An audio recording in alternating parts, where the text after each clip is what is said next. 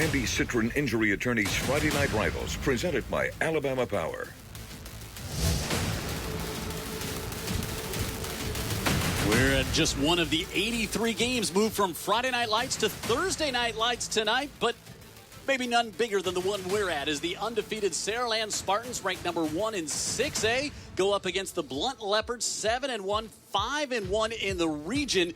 And this is a huge matchup we've been looking forward to several weeks here tonight at Spartan Stadium. Good evening. I'm Jim Cox, my partners Dan Brennan and Vic Lockett, as always. And boy, this is one everybody's been talking about it. We're ready for it, Dan. And you said maybe some folks might even need to tamp the excitement a little bit. Yeah, it almost can't be hyped too much, right, Vic? No. These teams are really good. This is probably the biggest test each is going to face this year to this point, and they know each other. They're in the same region. They play each other. They flip-flop wins back and forth from year to year. A young Blount team that did not even make the playoffs last year, and yet they took this Saraland team into overtime, a Saraland team that went on to the state championship game. Since Jeff Kelly's been here, running the ball has been what they have done so well on offense, and that has not changed this year. Rayshawn McAlpine, he's a guy, he's been dinged up, missed a couple of weeks, but still, when you look at his numbers, I mean, it's a great season for a lot of backs, what he's done early on here so far this year. This is through 6 games, so he's only played 6 of 8.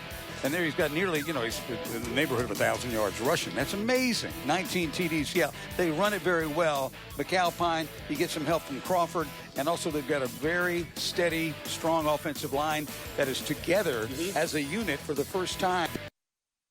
Just in time. Yeah, just in time for Blount. That offensive line needs to be, because when you talk about this Blount Leopard defense giving up 10 a game, they've really been spectacular to watch all year long. It starts up front, and boy, they have got a special player that we met on the pregame show here tonight, Vic. Yeah, and I think he's very special too, Jim. And you're right, it starts up front with every defense, and that's the defensive line. And anchoring it right there is 6'5", 305. Legit 6'5", 305. Absolutely. And I'm telling you, I asked you about tackles for loss. You said it was 18. That's because he's living in the backfield of the opposing team. And that's what you want from your defensive lineman, to be disruptive, beat your block, and get in the backfield and disrupt any type of thing that the offense is trying to put together. Everybody wants him, right? That's right. Look at him. He's got the swag there. He's got offers from Tennessee, Auburn, Florida, Arkansas, and, of course, he's got Bama offers. So, look, he's going to be ready next year. So he's going to put on a show tonight for us. So I'm looking forward to checking him out. Yeah, when his motor is going, he can be a disruptive force, can take over a football game. We'll see here tonight. We're ready to kick this one off from Saraland. Huge matchup in not only in 6A in the region. Boy, if Blount wins, you can have a 2-3-way tie for the top spot. We'll sort it all up coming up right after this.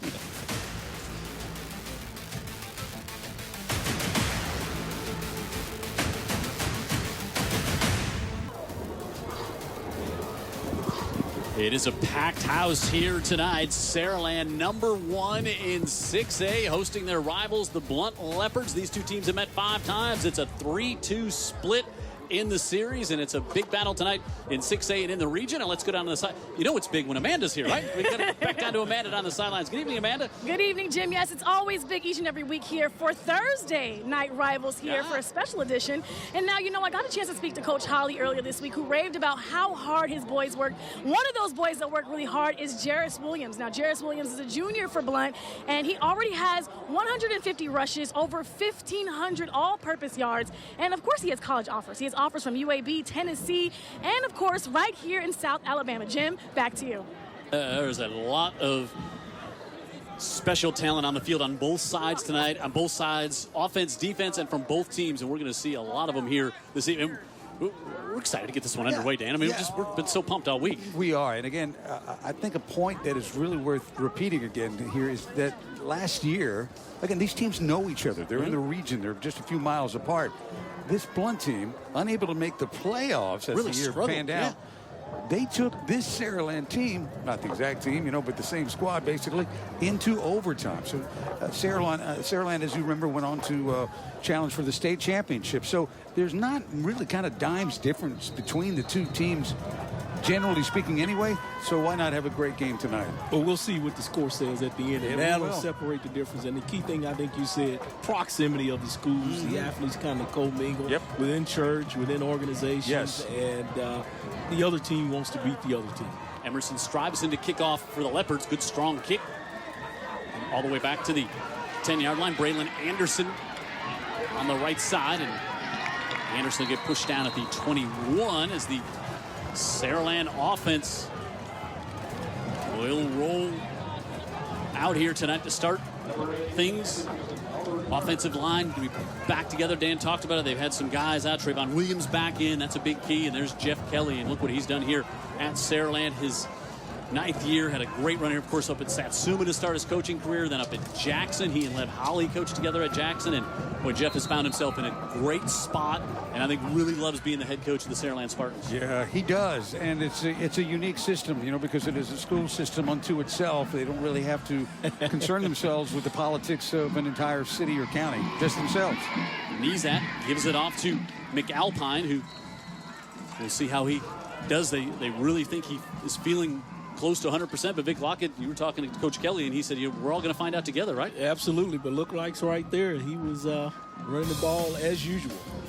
Chancellor Handy also back, returned to the offensive line. That's huge for Saraland tonight as Carl, Dunham, Williams, and big Colton Beasley, 6'4", 295, just a junior. Williams on the outside and really coming along as well. Jerome York on the wide receiver side. And Coach Kelly talked in the pregame show as McAlpine gets across the 30 that his receivers have really stepped up, and part of that because of the established they have really given those kids a chance to shine on the outside. Yeah, and he had a lot of nice things to say about his quarterback, Nizat, too.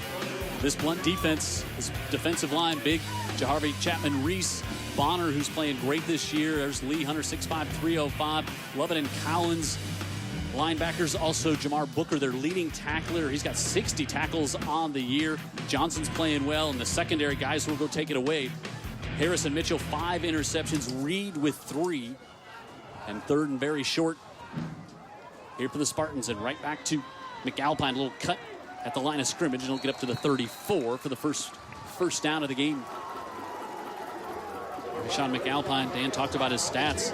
886 yards coming into tonight's game, but 19 touchdowns, and he's been out the last 2 games. And this Saraland offense has not been on the field, the first string offense, very often in the second half because margin of victory has been very large, and there just haven't been a lot of reason to have your starters out there in the third and fourth quarters this year. Yeah, well, when they've been out there, they've been really efficient. That's how they've built these big leads. Now Amarian Crawford comes into the backfield spelling McAlpine, and of course he's got 887 yards on the year coming in as well. Between McAlpine and Crawford there, 1,700 yards and 27 touchdowns, and we haven't even talked much about Brent Nizat, the quarterback.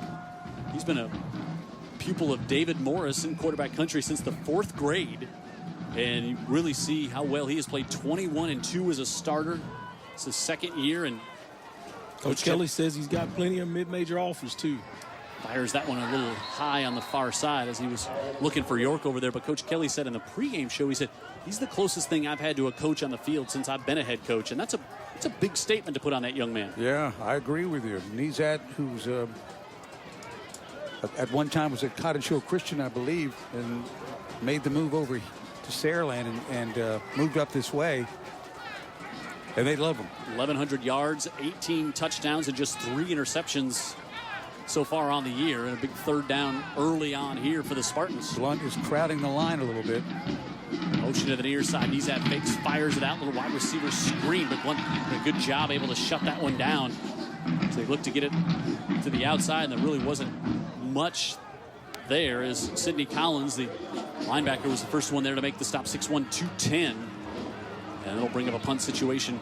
We've seen that young man make a few plays for him over the years. And that pass, it had to work around big 6'5" Lee Hunter, so that makes it a difficult pass from the line of scrimmage. Had to throw a curveball. Get it around Hunter. Exactly. Jack Smith on to punt. Jordan Harris Mitchell back deep for the Leopards. Good kick by Smith. Harris Mitchell at the 20. Changes direction, and we'll get to the 21 where he's wrapped up on the play. So we see that Blount defense. We talked about giving up just 10 a game so far this year, and they are stout on the first drive. Here comes the lightning. You hear a lot about Blount's offense, and it always showcases some real talent. So I'm excited to see this quarterback who's been getting some accolades through the season. There's Lev Holly, his 5th year at Blount, 38-16, 7-1 on the year, 6-0 on the region. Was at Escambia County before he came down, and now he's Also taken over is the defensive coordinator, calling the defensive plays this year. And now Brown pulls it down, and he's got good wheels, and he's going to have the first down here. He'll close in on 400 yards on the ground this year with that carry. As advertised. Up front, Deeds, Crenshaw, Eaton, Howard, and Dortch for this Leopard offense. Coming off a 27-10 win last week over Spanish Fort. Diamond and Williams, the receivers. Brown and then Williams in the backfield, and Titus Smith will get some work at fullback. And when they go to a tight end, they'll bring in Parnell as well. First down to start things out, LaMarcus Brown. Keeps that one off too.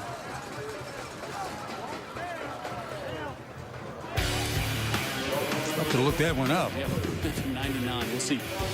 Johnson, McAlpine, and Walker up front. 12 tackles for a loss for McAlpine.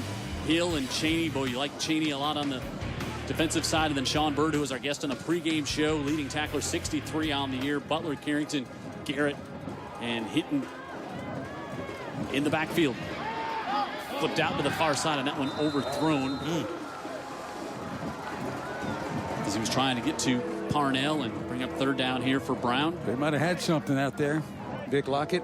Yeah, if he could have completed it, yeah, I'm sure it could have got some positive yardage there. There was a couple of defenders out there kind of waiting.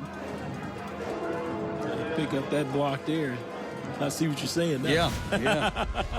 Yeah, I like the block, and I thought if it was completed, they had a shot to get it to the outside. Cameron grazed the receiver to the bottom of the screen, and it looked like they were a little confused on the snap there, and so Brown keeps it. The ball came loose right at the end. They're going to say he's down.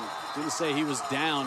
I thought it was close. Yeah, Saraland would have had that in great field position as it popped loose right at the end of that run, but official said he was down as Hinton was right there. And so we'll see a 3 and out. Excuse me, not a 3 and out, but another punt situation here. Again, he wasn't expecting the snap when it came. He just wasn't able to bail him out like he did on the first play of the game. LaVirgil Smith to punt for the Leopards from his own 25. Good kick, bounces all the way inside the 30, and now takes a great Leopards roll. Ooh, flipped the field there all the way down to the 14-yard line as Terrace Garrett just couldn't decide if he wanted to try to grab that one or not. So it's Thursday night. I'm flipping through the channels like, wait, it's Friday, Thursday? Y'all gotta go to, everybody's got to go to work tomorrow, but we get football tonight. Jackson LaFleur tonight, Mobile Christian and St. Michael, McGill, Tulane, and Baker, Theodore and Mary G. You do have some football tomorrow. Davidson, Lee Montgomery, Foley and Murphy, and Alma Bryan and Fairhope playing tomorrow night. Everybody else goes to work. Jim just takes the boat out a little early. Yeah, Daphne's at home tonight against St. Paul's, Gulf Shores, and Spanish Fort. They started the whole trend of moving their games as McAlpine gets maybe one there on first down. He's got good vision, McAlpine. He reads his blocks, quick with the cut. Sidney Collins, he and McAlpine, they were tussling last year as well. McAlpine, just a junior. So we'll get to enjoy him next year. He's out on 2nd and 9. Again, only 3 interceptions so far this year. Pressure coming in, and he has dropped all the way back to about the 7-yard line. Jaharvey Chapman Reese able to make the sack there as he bolted in, and Nezat just really didn't have much time at all as he got around McAlpine and puts him in a big 3rd and 16, and shadow off your own schedule completely. Goalpost here. McAlpine in the backfield, and Bezat looking, wants to float it down the near sideline, and that one just overthrown a bit as he was looking to come over to Jairus Williams. And there's a flag right at the line of scrimmage. In the area of holding. No chance they hold number 7, right, Big Locker? Do everything you can to keep that big guy out. Metro by T-Mobile flag. Ineligible. Yeah, against Saraland. Yeah, they pointed to Blount originally, but wouldn't be the case. So Blount obviously declines that one and doesn't really change anything, but brings up a punt and a chance for Blount to get great field position here. Chancellor Handy was like, "We decline." Referee was like, "Yeah, you don't get a vote." Yeah.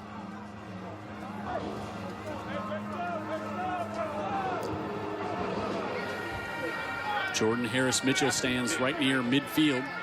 Jack Smith 8 yards deep in his own end zone.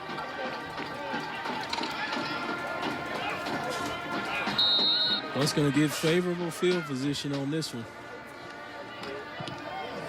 Smith with a good kick. Ball goes all the way over the head of Harris Mitchell, and he picks it up back at the 33-yard line and slips down at the 35. So how about the punters tonight?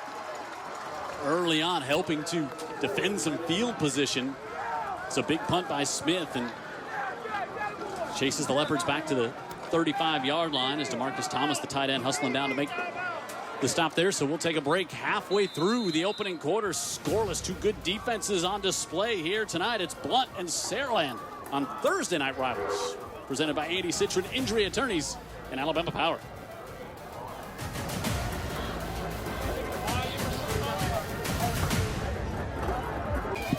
Scoreless here tonight at a big 6A matchup in our Thursday night edition of Friday Night Rivals. We're at Spartan Stadium here in Saraland. Blount's defense has made 2 stops so far. And now right up the middle, we're going to say this is Williams. He usually wears number 3. He's going with 99. You don't see a lot of running backs usually wearing 99, but we're going to say it's Jairus Williams. Yeah, well, he sure looked like Williams on this run. Exactly. He comes in with all the accolades, and you see a guy run like this, you say, yep, I guess that's the dude. That's him. That's him. Adam Chaney made the stop. Williams picks up 17 on first down there. 1,200 yards, 16 touchdowns coming in tonight for the Leopards. 34 points a game for this Blount offense. Not much there on the... Nice job by Saraland to clog that up. Walker, McAlpine, Johnson. Yeah, that previous play by alignment, Saraland didn't look too sound, so and then Blount called the perfect play right there up the middle. Yeah, Peyton Smith, who comes in and subs on that defensive line, a junior. He's had a great year for them so far. He makes the stop there. And no gain on first down. And they'll bring him right back out there. And Jeff Kelly takes a timeout. He did not like the... Yeah, they had a late substitution, so they didn't have enough personnel in the game.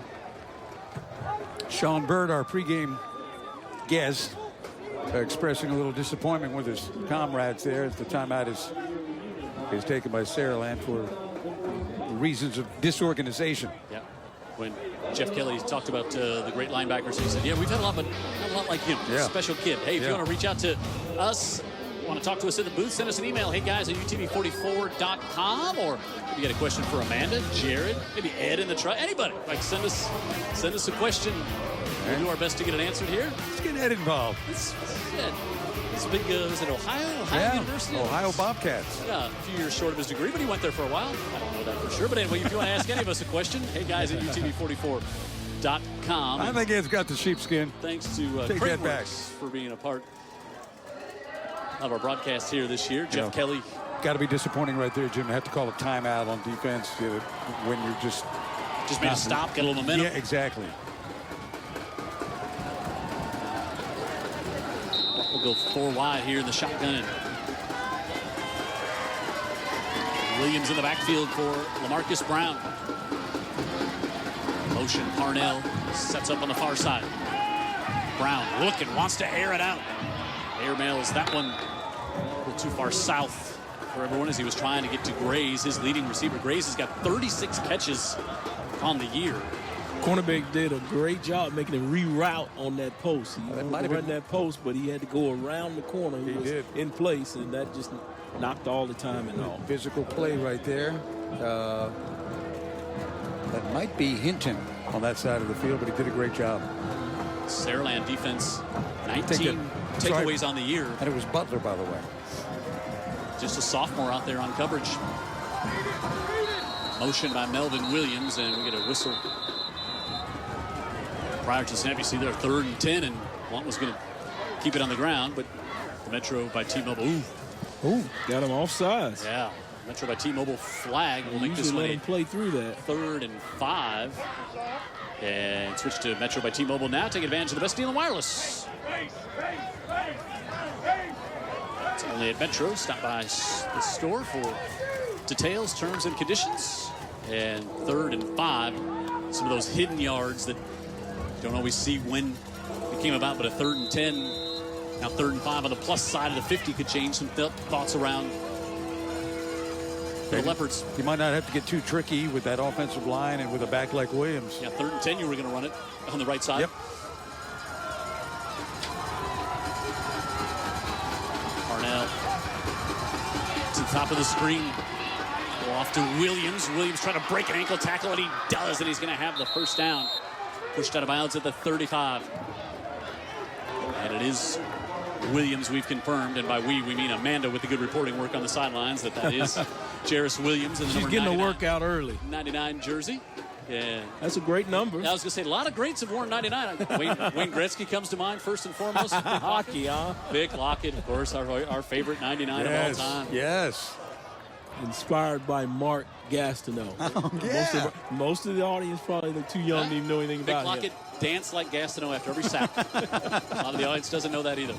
So first down and a big 3rd down conversion for the Leopards. Right back off to Williams. He's got a hold on the left side. Ooh, good job to help close that one up. Pre-game guest Sean Bird came in to help, and you can see he's coaching up his teammates there because that had to look like that might be going for a big one, Vic. It did, but the defense reacted a little bit late, but that's okay. Better late than never. Yeah, I like Bird a lot. He got a little help from Shaney, but Bird is definitely one of the emotional leaders of this team, and also has got the football IQ to get him lined up. Leading tackler for this Saraland squad.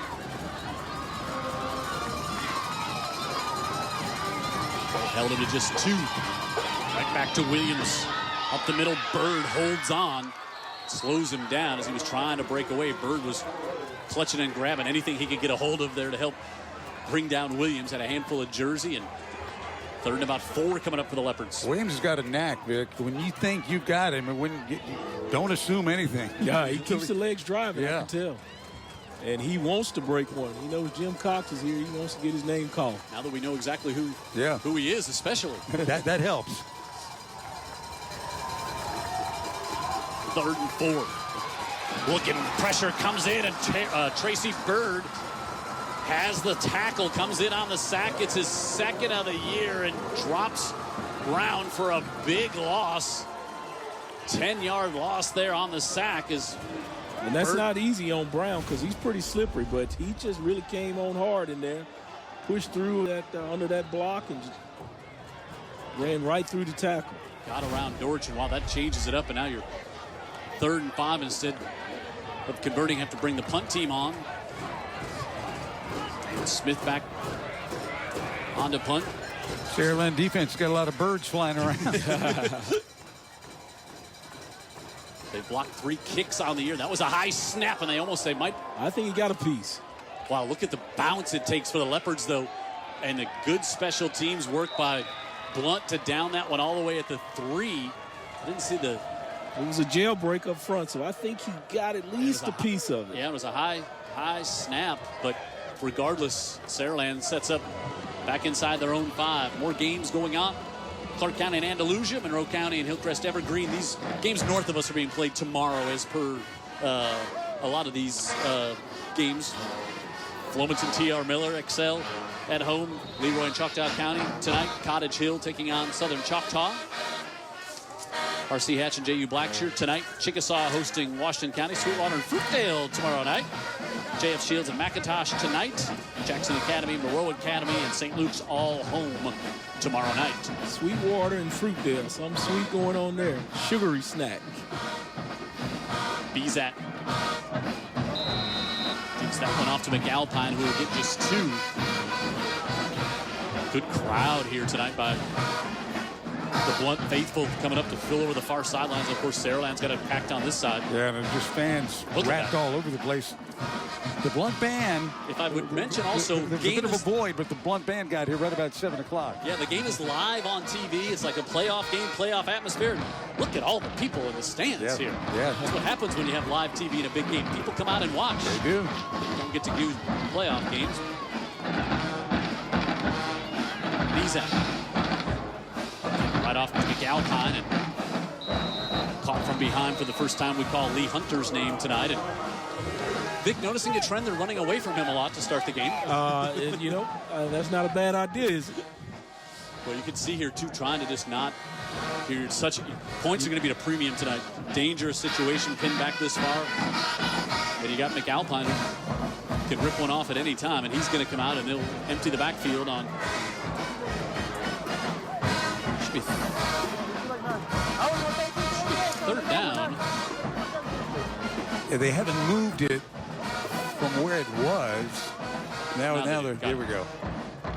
The down marker, the LED light, which I like. We can see it very easy to see, right? Also on the Jumbotron, they've got the game. If you're watching at home, they can watch it on the scoreboard here.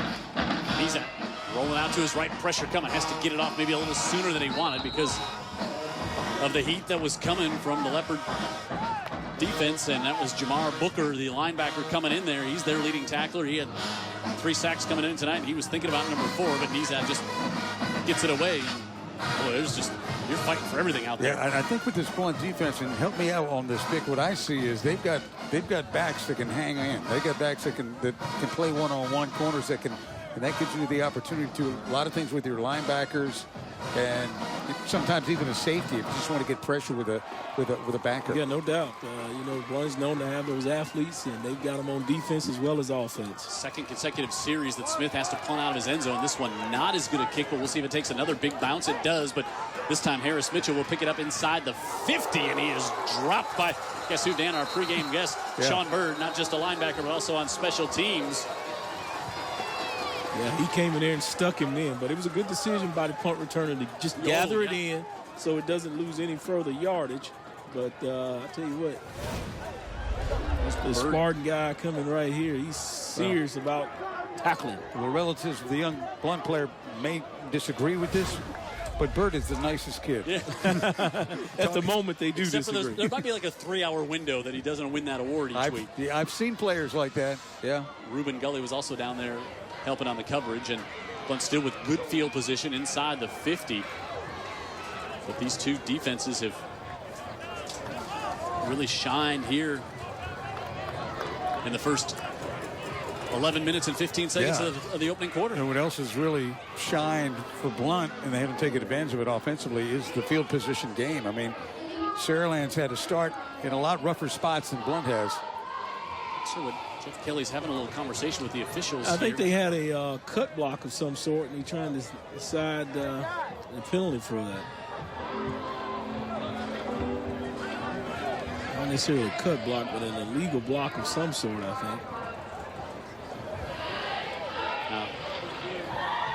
Lev Howley comes out towards the hash marks and says, well, if my buddy Jeff gets to have a little conference over here, I'd like to say, let me in.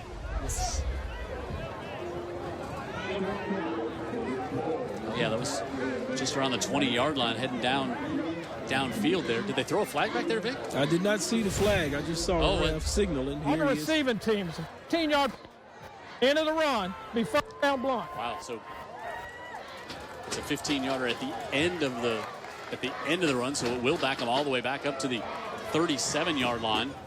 That's twice Saraland's punted out of their own end zone, and last drive they pinned him back to the 35 and out of the 37.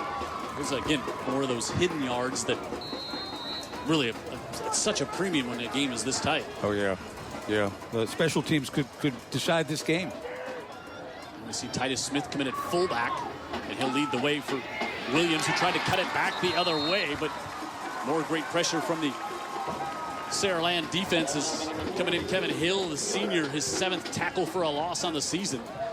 Yeah, looks like he's got very quick feet. That back was thinking he's going to pull away, but Kevin Hill said, no, I'm going to come down the line of scrimmage and get you right. Here, stop. Good size and good speed. He goes about 190 pounds. Yep, he's their second leading tackler. And You see why now. Adds to that total. He can get where he's going. Yep, that's the way to do it from the backside. Those are usually freebies. 10 seconds here, and they pitch it trying to get this one to Armani Diamond, who spins at the 40 and then took a big hit by Corey Darrington. Safety came up, and boy, Diamond turned the corner, and there was Darrington to make the stop. And 3rd and long coming up to start quarter number 2. Yeah, nice play by Darrington. Other than I was a little concerned how far he ducked his head down. We'll see it as we head to break. We're through one scoreless at Spartan Stadium, and Andy Citron's injury attorneys. Ooh, you need to see your target.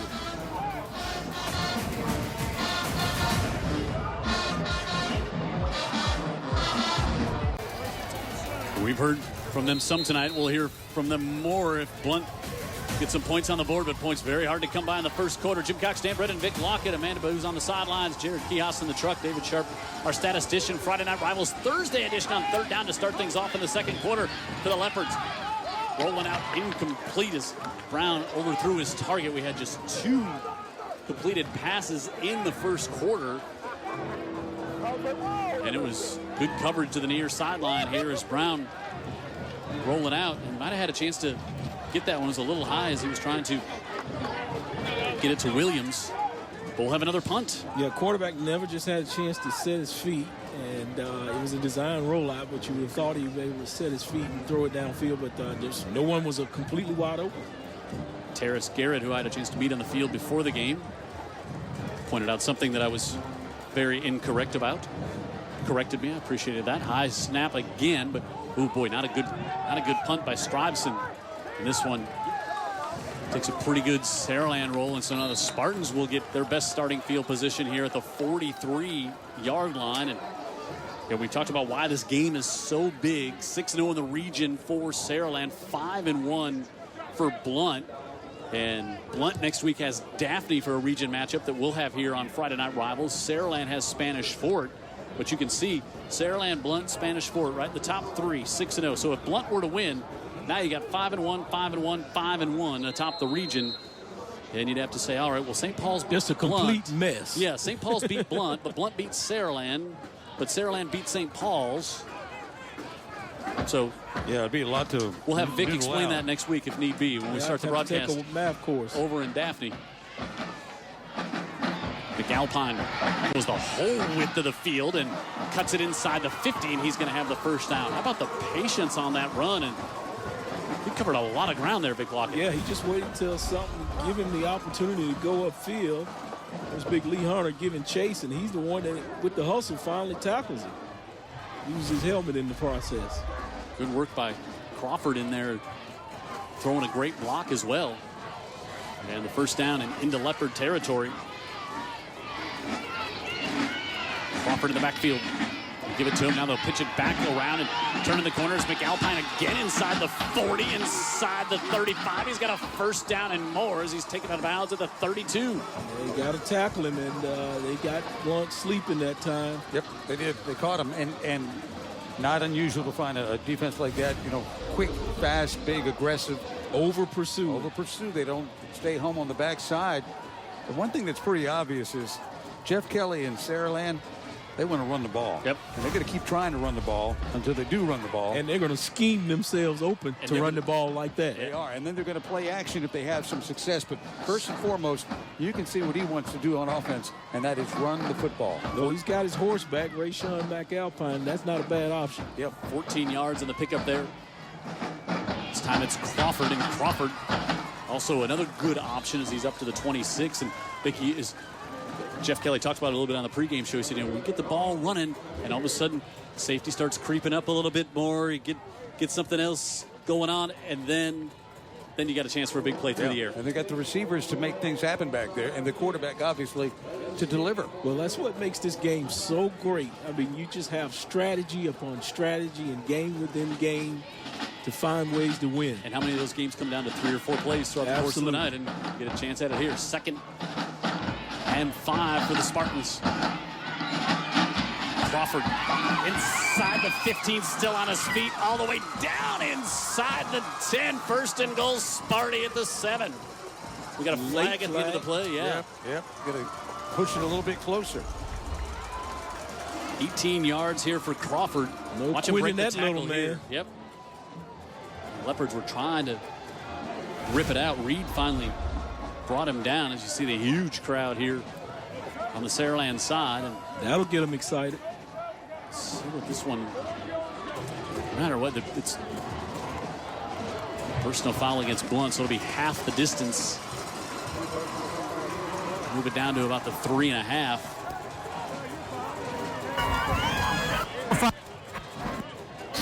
A slap to the head. Sean Kelly. Metro by T-Mobile just brings you the flag, not the microphone. I was about to say the reception is not. That's not a Not reflective of T-Mobile not at at all. Not at all. So first and goal.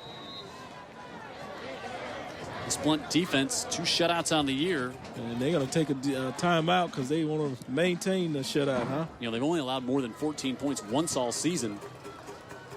And now Saraland knocking on the door.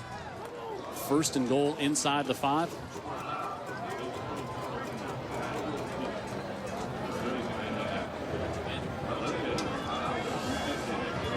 So as we get a timeout here, it'll give us a chance to give us our trivia game. Saraland, of course, they've had a real great run the past few years. 21-3. I'm sorry, it should be 21-2 in their last 23 games. Vic, the math major, would catch that. 21-2 in their last 23 games. Maybe the 2 teams who have beaten the Spartans in this run that they're on right now in the last 23 games. Okay. Remind me, David, about could you bring an abacus to the booth for next week, too, to help me with these things when it comes out? So who's the last only 2 teams that beat them in their last 23? Toros. So we'll have the answer. Vic, what week is this? How many years? This is your 10th year anniversary. How many years have we been doing this? We don't answer the question in the first, Vic. I'm usually wrong. He likes to get it out of the way. Sure. All right. First and goal. And now Nizat goes under center. Now he'll drop out and they'll reset the formation. See if Blount defense adjusts. Motion, and McAlpine sets in right behind Nizat. And after all that, they give it to him. And Hunter is the first one there to stop him. And he went down low and grabbed Squeeze those ankles together. McAlpine. Yeah, big stop there. That offensive line playing well on this drive. Amanda. Oh, hold on. Oh, boy. That's not just a hurt player. That is 305-pound Lee Hunter. We certainly don't want to see that young man hurt. Has such a bright future ahead of him, or any of these kids. Looks like he's easing up.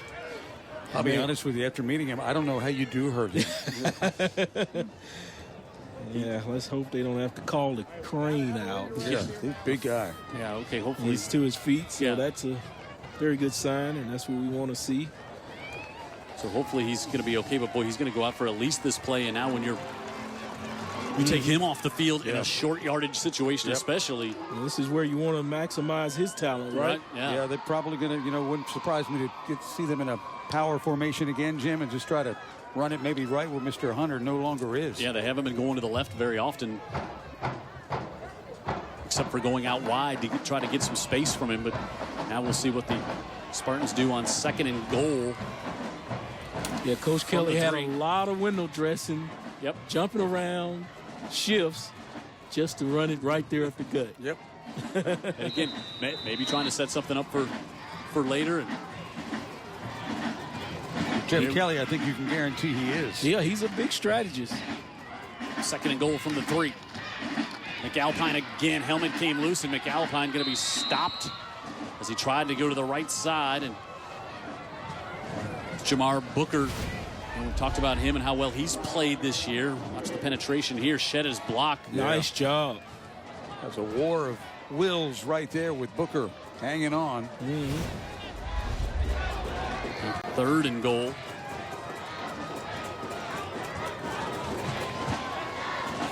So they bring in Bird as a fullback from the linebacker spot. A little H-back there. Coach Kelly just gave him a play. Yep. I don't think Bird's going to waste this opportunity. They probably See if they go behind him. They do. They go his way, trying to get outside. McAlpine slips a tackle, and he's in for the Saraland touchdown. Because of Bird. Got a flag. Flag. They had an opportunity to tackle him for a loss, just didn't bring their feet. That's right where that hole was by the goal line. Vic Lockett, is that going to be a hold? And it is. Yeah. Going to come back. Wow. Not exactly what this Spartan crowd wanted to see. Metro by T-Mobile delivering the bad news to Saraland. Well, the linebacker 16, Bird, Jim pointed out, came in, part of a power package. He's the one on the edge. Now, it looks like he gets a good block. So are they calling I think that a hold? And they might have. I thought Blount sold it. Yeah, but the flag was in the interior of the line. It's a 10-yard penalty from the spot of the foul. Okay. Replay third down. You saw Handy's arm get extended there, the offensive lineman's arm get extended, and I think that's where the flag came. I hate to call out Handy on that one, but it looked like maybe that's where it was. Boy, now 3rd and goal from the 12. Here's the window dressing again. Spread it out. See if the defense adjusts. Nizat looking, wants to go over the top into triple coverage, incomplete, and now a flag is going to be pass interference as they wanted to get Cook, DeMarcus Thomas there. Thomas at 6'2", kind of big tight end. He's got 13 catches on the year. Nice job by the defense being there, just can't get handsy about it. Switch to Metro by T-Mobile now. Take advantage of the best deal in wireless only at Metro. See store for details in terms and conditions. Let's watch. It wasn't a one route, one receiver route, but Nizat knew where he was going. Pass interference. On the replay third down. So it stays. I thought that's an automatic. It's not, huh? Not in a goal situation. Gotcha. So it'll bring, they were all the way back to the 12, so we'll move it up to the 6 here. And it did look like maybe Collins just had a handful of Jersey, or maybe it could have been defensive holding before the ball was maybe up in the air, but instead they go with pass interference. And you're going to earn it. You're going to get in. Yeah. Here, 3rd and goal from the 6. They got power in there. Yep. But they're going to run it again. Crawford in the backfield. Tried a little trick inside. underneath. Yep, tried to come to Bird, the linebacker, and Blount's defense. They were right there. Home. And Hunter was back on the field as well. He had that thing bottled up. Tried to do the shovel pass. Yeah. And wow, great work. Jordan Harris Mitchell, the safety, was there. Hunter was there, and Bird. Booker. Nothing doing. Just a crowd of leopards, huh? Yeah. All right, so now Cole Robiche will come on. Toughest kicker in the state last year. Broke his collarbone in the quarterfinal game. Had surgery the week of the semifinals. Kicked in the state championship game with bolts in his collarbone and his arm basically in a sling, and kicked in the state championship game. Tough kid. Toughest kicker in the state, says Jeff Kelly. And he'll try to put Saraland on top. They had it in the end zone, came back for a holding penalty, so they have to settle for 3. But we've got our first points of the night. Robiche puts the Spartans on top. 3-0 on Friday Night Rivals from our friend Andy Citron, and also presented by Alabama Power.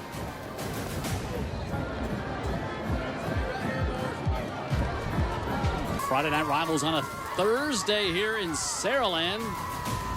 Boy, there's some folks maybe either coming down I-10 or heading up I-10 as Metal Roofing Center raised the roof candle, and they jump on 65 and they drive by this stadium and see it here. What a great sight it is from the interstate when you see it all lit up on a Very Friday beautiful night. facility. Yep. It doesn't look. Except it's bad. a Thursday night. It doesn't look bad up close. So a little over 4 minutes, 8 plays, 51 yards after the good special teams play by the Spartans, and they're on top 3-0. Cole Robiche with the field goal. And so as you know, each week we've been collecting peanut butter and jelly, and Sonoma's partnered with Feeding the Gulf Coast, and we do it every Friday night to help the food insecurity that plagues 1 in 4 kids in South Alabama. And each week our teams gather up as much peanut butter and jelly as they can. The winning school gets $250, and then we'll have a check presentation next week for $1,250, and we'll find out at halftime who collected the most peanut butter and jelly this week, as Amanda will tell us about that. I think last week we were like over 8,000 pounds for the year, some crazy number like that. We'll find out more at halftime. So thanks to our friends at Sonoma's helping out Feeding the Gulf Coast. And the Leopards back at it here, trying to get to the outside. Williams, and he's strung along and pushed out right back at the 20-yard line. Great defense by Corey Darrington. Saraland there. And also Willie Butler, the sophomore. It's called taking care of your responsibility, doing your job. If you're supposed to hold that outside, that's what that young man did right there. Do your job, and everybody else will do theirs, right, Vic? Good job, yes. Willie Butler, nice work there. I'll say he actually lost one as he was pushed out back to the 19. Smith at fullback. He'll go his way behind him and was slipping down. Yeah, just lost his foot in there. Yep, Williams, he's going to go backwards again in 3rd and long. I think it was penetration by Johnson, which makes him cut right there. That's defensive end. Yep. Good job. That changes Williams' mind. He'll count that as a tackle. Yep. Just about. Why not? His 9th tackle of the season for a loss. Good eyes by Dan Brennan to spot that one. And 3rd and 13 for the Leopards. Let's see if Saraland sits back or brings pressure. Like they're going to sit back. 3 on the line of scrimmage. Quick out to the far side. Able to get that one complete. Across the 20, trying to bounce it out. And across the 30, going to complete the first down. All the way out to the 35-yard line. Armani Diamond able to pick up 19 on 3rd and 13. A rack right there, huh? Run after the catch. Yeah, I was watching this guy, Jim. It was before the game when we were down on the field watching them throw some balls and receivers, and he really caught my eye just on one route that he ran. He just really an effortless athlete. Another junior, 6'0", about 180 pounds. Man, he's got sweet feet. He's got a lot of confidence in his ability. Williams tries to bounce it to the outside, and he'll give him 2, maybe 3 on. You know, we're up tonight on an unusual night. We're usually on Friday night. I get a text from a niece who doesn't love football, doesn't know much about football. Najee Lockett said, I'm in the other room, and I just hear your voice, and I'm at my mom's. And I'm looking around, where are you? So hello, my niece Najee. Yes, this is football. This is what most everybody does on a Friday night. Like, who are those 2 goofy people that my uncle's with tonight? Who's he talking to? Williams, right side, another big hole. They're going to convert another 3rd down and long across midfield. You can see how special Williams is. Gets 13 there. Boy, he gets some good blocks on the right side, gets some help pulling over that way. And he's big and strong. Yeah. Try to just grab him by the jersey up around the shoulder. That's going to result in... He's explosive. Yep. Blount, what I like about Blount is they are not, it's not just they've got athletes, Jim, they've got athletes who are very confident athletes. Yep. They played a little bit. They know they're good. And I think that they play relaxed and can give you some results. Rain starting to fall. We'll take a Ben Thomas, AL.com TV timeout that he loves when he's at our Friday Night Rivals games on Thursday here. Give him credit, too. Saraland up early, 3-0 in the second.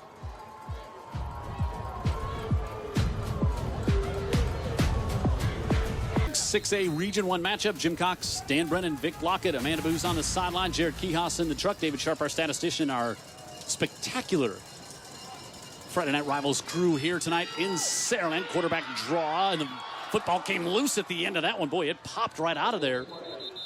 As Brown, we've seen him scramble once earlier. This was a quarterback run all the way. And the Leopards are fortunate to fall back on that. Boy, that thing squirted right out of there. Let's watch. Wow. Yep. Man. Yep. Shot out like a missile. Tracy Bird knocked it out of there, but the Leopards able to get it at the bottom of that pile. It's like squeezing a soapy lemon. It came loose. Yes. Not sure why you have a lemon in the shower, Vic, but so pick up a 5. To each their own. First down.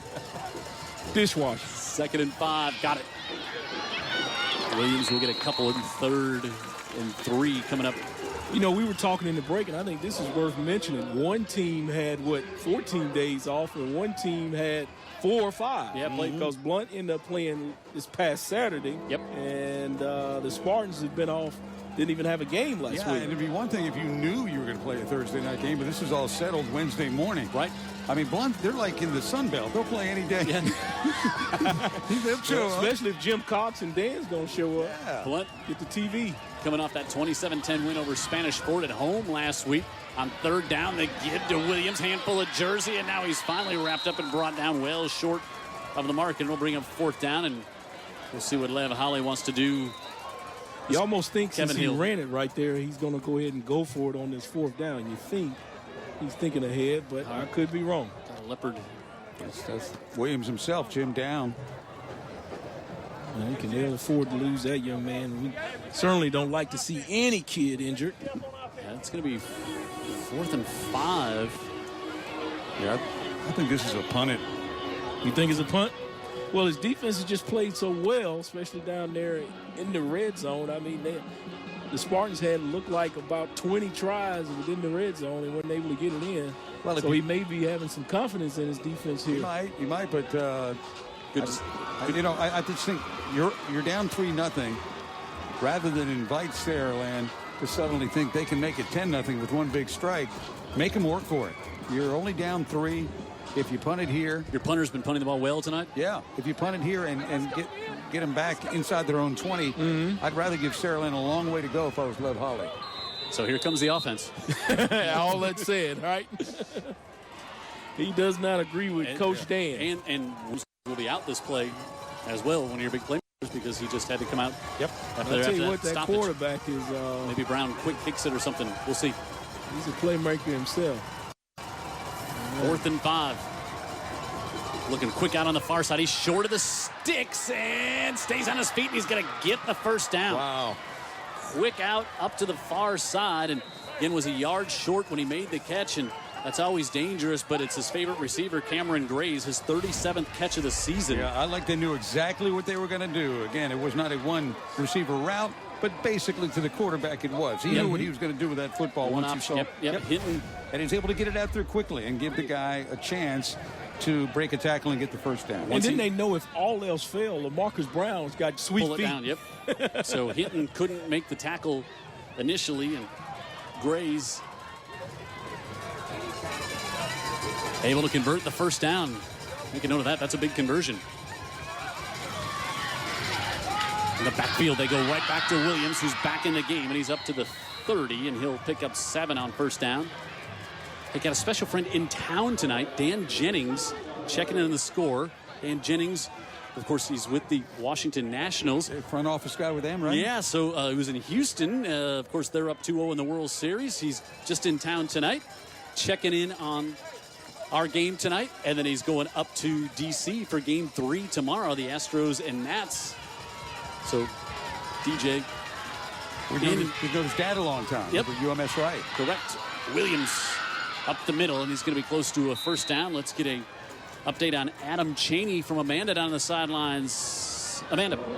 Hey, Jim, yeah, I just wanted to mention number 11 is playing linebacker right now, Adam Chaney, but Coach Kelly described him also to be a real utility player when it comes to his athleticism. He's also plays a running back, and he also can be playing other positions, and he's one of their brightest stars, Coach Kelly explains. We'll see him on the offensive side of the ball. He's great at tight end, and Coach Kelly was saying, he might be that H-back tight end type guy at the next level more than even a linebacker. Yeah, committed now to Tulane, and they don't let you in there, just for knowing the color wheel.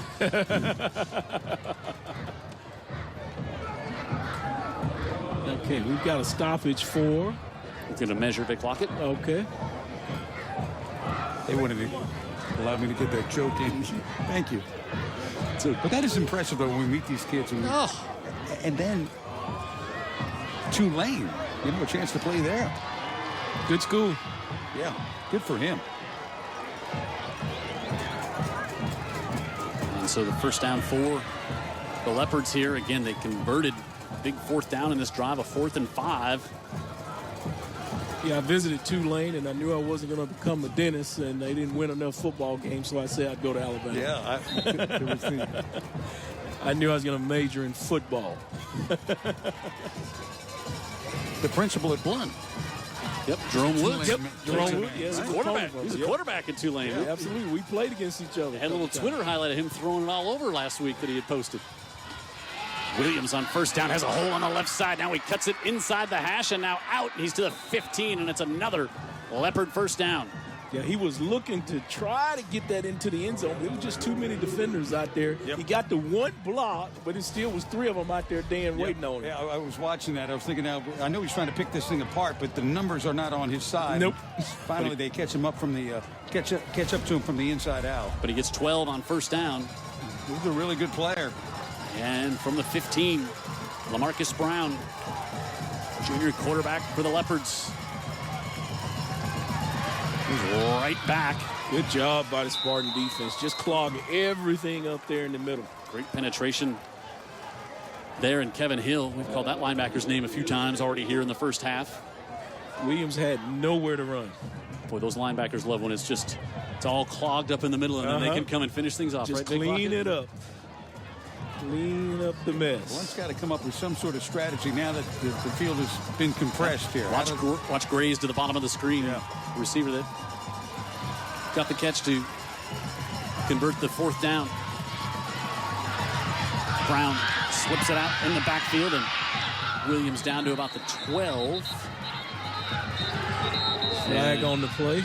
And Blount's going to have to take a timeout as we're down to 35 seconds here. We'll take the timeout, but side judge trying to get the referee's attention, let him know I've got a violation of some sort.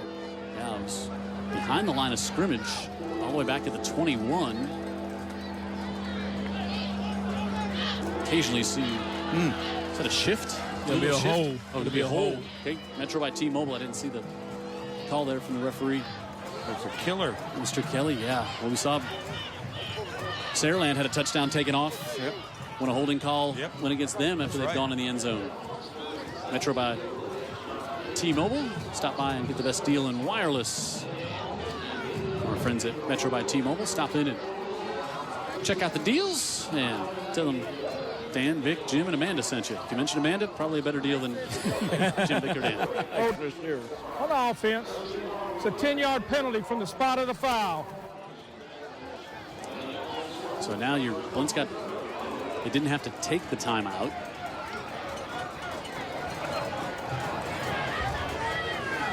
Oh, wow, and that, so the line of scrimmage was up at the 15-yard line, and the holding call was back at the 21. Wow. Lev conversing there with Red, one of the nicest guys on this planet, that referee right there in the center there talking to Lev. Going to bring up second and about 26.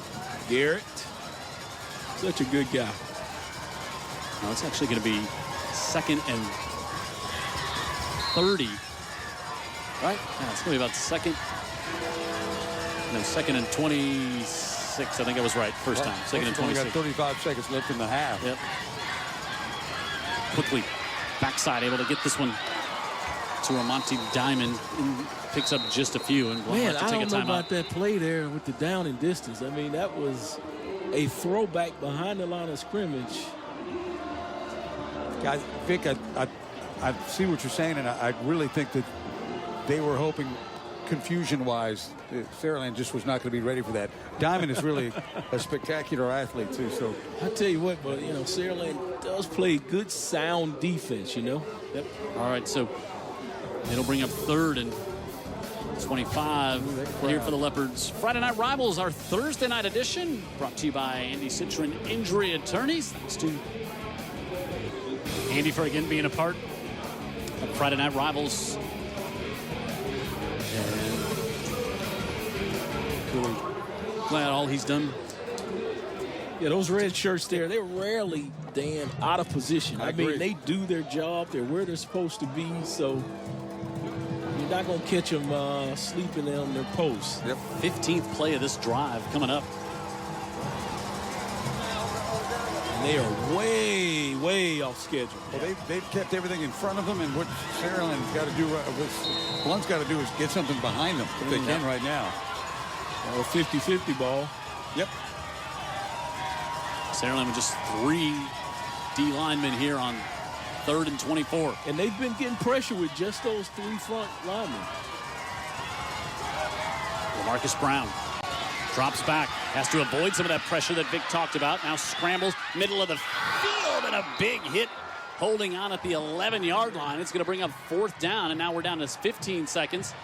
Blount's got 2 timeouts here. They're hustling the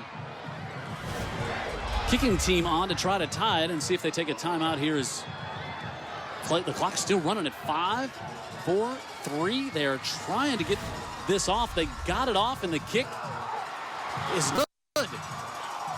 And the half comes to a close. It was very odd not to take the timeout. Yeah, settle everybody down, including your kicker, your snapper, your holder. You usually want to rush it when it's at your disadvantage. Yeah.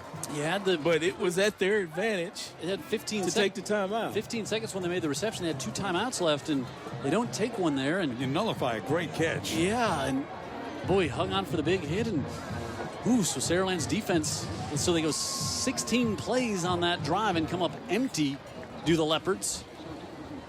And Amanda's got Coach Kelly. Amanda. That's right. I'm with leading coach Kelly right now. You guys are leading right now. How are you feeling about this first half of the game? You know, we got a lot of things we got to improve on. The last drive we had, we had the touchdown call back right there. We ended up getting the field goal, which was a good deal. Finally got some creases, got some positive things going. We got to open up some things, and you've got to stretch the field. They're starting to walk those safeties up there, so that's why you got a senior quarterback. And now, as you go in there to talk to your boys, what are some changes you're hoping to see in this next half for you guys to continue to win this game? Hey, we got to cut it loose and play. Blount's a heck of a football team. They got a lot of really good players. They're playing aggressive. They're playing a little bit more aggressive than we are. So we got to cut it loose and play. That's what football's about. You can draw up anything you want to draw up, but if you ain't going to come off the ball and strike somebody, it ain't going to be successful. So, we got to go to work.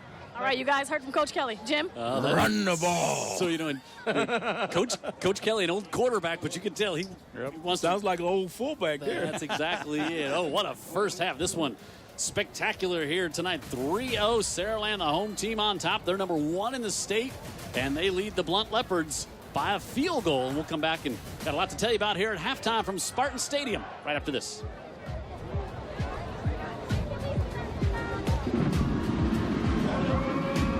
But what a first half we just had for you. 3-0 is all. We have these 2 great defenses, and Jeff Galley just saying, let it rip. Just go play some football. So we'll be curious what Lev Holly has to say when he talks to Amanda after he addresses his team there at the half.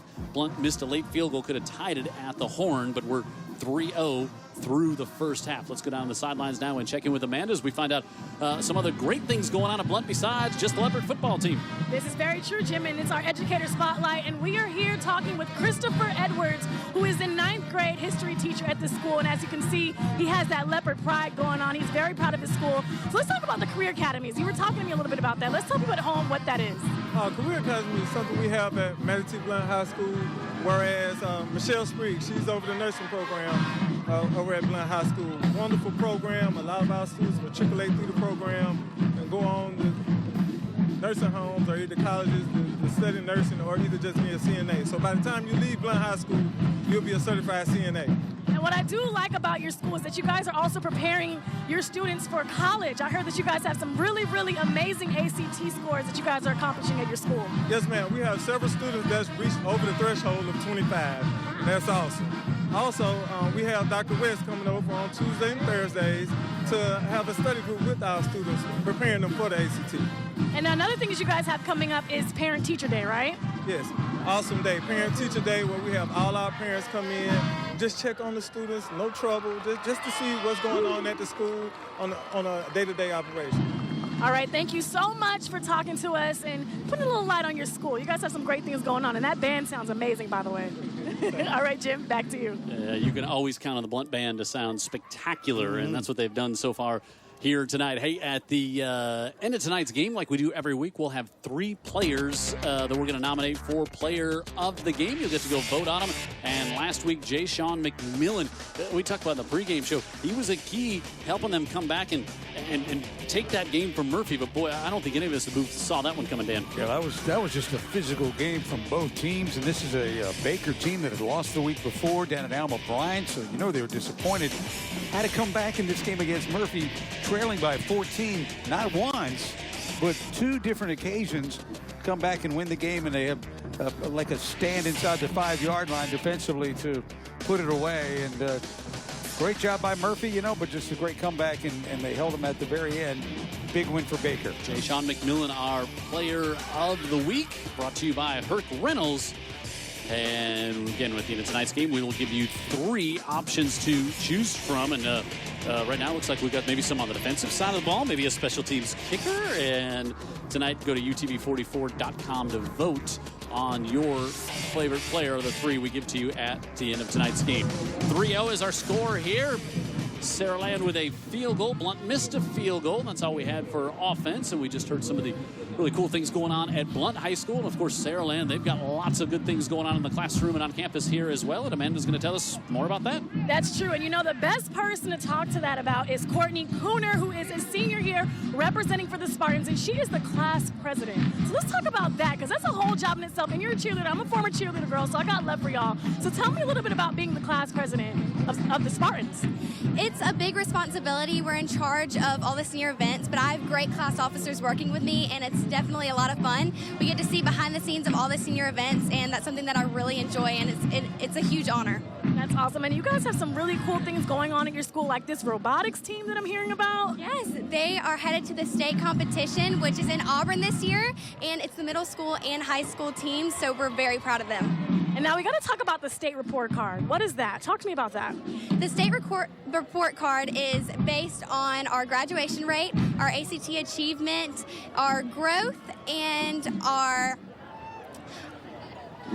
different things in the school yes, just things that we strive for. We're definitely super proud of that. We're 1 out of 26 districts in the state to receive this A, so we're very proud of that as well. And let's talk about this football team and the record and how well you guys have been doing. Let's talk about that as we're waiting for the boys to come back out. Yes, we are 8-0 right now, and tonight you can see our student section. The Saraland Spirit heads are completely blacked out for tonight's game, and we're hoping to keep that winning streak alive tonight. Yes, and it's senior night. There's a lot of energy. There's actually over 5,200 people here tonight, so it's insane here, all right? Jim, back to you. All right, thanks, Amanda. And class president, cheerleader, senior, everything going on. Again, just great to hear about all the great young student athletes we have, whether they're in the field or maybe on the sidelines cheering them on here on our Friday Night Rivals, a Thursday night edition here tonight in Saraland. Sparty on top 3-0. We're back after this.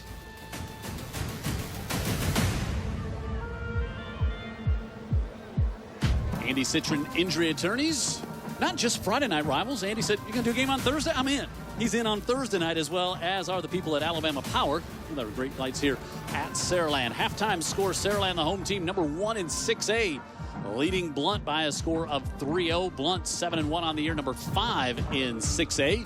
And that's our score here at half. Each week, of course, we tell you all about our big peanut butter and jelly collection from our friends at Feeding the Gulf Coast and Synovus. And Amanda's got all the details here in Week 10. Amanda. That's right. In Week 10, I have some big news. I am super excited about the PB&J Challenge each and every week.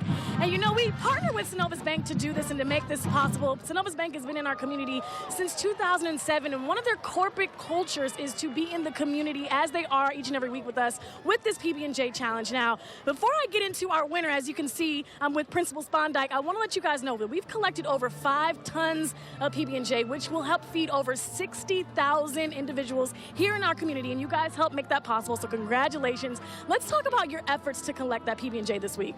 Well, we actually received the information this past weekend, and we let our students know, and as they always do, our Spartans stepped up to the plate. And they just started bringing in the peanut butter and jelly, some of the swirls as well. And even our city council dropped off a huge box this evening. And even the barrels had been picked up, so we'll add to that. And again, just able to come together as a community, as a school, and really contribute and make sure that we make a difference in someone's life. That's awesome. And, we get to partner with Synovus in doing this PB&J Challenge each and every week. And, although it's a competition here at the football game, I love that it brings both teams together because we're all competing for the greater good of society. So as a principal and, just being the head person at this school, how does that make you feel as just a human being to knowing that you're helping feeding people here in your community? I love that, and I agree with you. We have that battle on the field, but we all come together as administrators, as educators, as students, and making sure that we look out for mankind and for one another, and that's what's so important. And if we can teach any of our students that lesson, it's what it's all about. Well, Principal Spondike, I want to thank you, and Jackie's not here today, but I'm pretty sure he'd be thanking you too. Thank you so much, and congratulations on your victory. Thank you. All right, Jim, back to you. Thank you so much, Amanda. 5 tons. That's like 10,000 pounds. That's so awesome. Over 1,000 pounds a week on average. Great job by all of our teams all year long. Great defensive work by both squads here so far tonight. 3-0 Saraland with the lead as we come back to get you ready for quarter number 3 on Andy Citron Injury Attorneys Friday Night Rivals.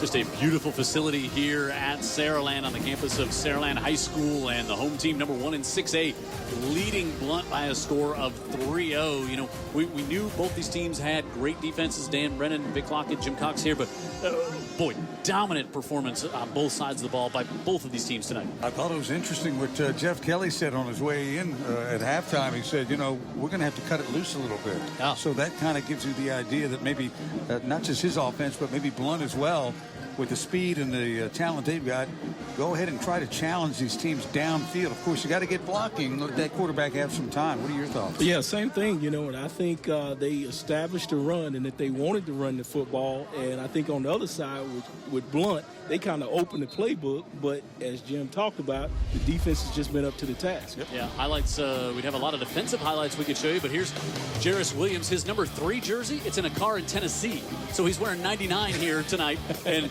he's the same runner, just in a different jersey. And still 15, 16-year-old kids. He has been as promised here tonight, but it's been tough to pick up yards in big chunks for either one of these teams. But then Cole Robiche, toughest kicker in all of the state of Alabama, with the kick there, and that's the only score we had, 3-0. And you look at these stats here, just not much total yardage for Saraland. 70 yards in the first half. Blount with 139, and of course Blount had that long 16-play drive that resulted in nothing with a missed field goal at the end of the half. And Saraland, they had a touchdown taken back after they had a holding call that brought a touchdown back out of the end zone that resulted in the field goal. You see the individual stats there. And what did Lev Holly have to say is he came out of the locker room, Amanda. Let's hope he updates us on Lee Hunter because he's a key cog that's He was missing. back in there. What do you have to say, Amanda? All right, Jim. So, yes, I got a chance to talk to Coach Holly, and he said, you know what, they just got to make their way into the end zone. He said they got to stop shooting themselves in the foot, and that they also have to keep in mind of the small things. He said one of the big emphases that he was making is that they have to pay attention to the small things in order to make major plays in this next half. Jim? All right, thanks so much. I mean, a small thing would be how many timeouts do you have? And I'm not joshing about that. Yeah, I think they had to hurry right at the end of the half. They hurried up to get their field goal unit on. One of the kicker was one of the receivers on the previous play, and they had 2 timeouts that they Inexplicable. didn't use. Robiche almost sends that one through the end zone, and so a 4th down, and they had 15 seconds, and maybe you take a timeout. You think, okay, if you want to try to kick it, do we go for it? But they tried to hurry the field goal on, and they did a good job in that last 15 seconds to get everybody on there, get the snap, get the hold, and they just missed the field goal. Unnecessarily, right, though. But they just didn't have to put themselves through that. And how about the catch that set up the empty field goal, hanging on to it with the collision at the 10-yard line? This Saraland defense has done a great job of keeping everything in front of them. We talked about that all first half. Blount's got to do something. And, Jim, you said you did see Lee Hunter return to the game. Yep, he did come back in there Good. late. That's a blessing. In the second quarter. So here comes the Blount offense. Williams for a couple. He brought a .2 Vic Lockett earlier. I wanted to say, you know, Saraland, a lot of times only 3 down linemen, but they're still getting pressure in with just those 3. Yep, you did notice that. Yeah, they were getting pressure. I mean, this defense is playing really, really well. Very good fits, very disciplined. And, you know, that's just how Coach Kelly rolls with his entire football team. Yep, his entire program. Mm-hmm. LaMarcus Brown, very talented junior quarterback for the Leopards, trying to go up the far sideline, hangs that one out and incomplete as he was looking for Armani I think Diamond. if he'd have kept that in the play, he would have had a chance. Yeah, one-on-one, and maybe had a step, Jim. Yep, but just threw that one toward his own sideline, and now 3rd and 8 is, let's watch again, is Brown. Yeah, well, he might have had it there, or puts it a little more down the sideline. It might have been in the field of play. It would have been an opportunity. Might have been a really big play. And to get those 3 or 4 opportunities, maybe you only get a game. They clock it. So 3rd and 8. We talk about it all the time.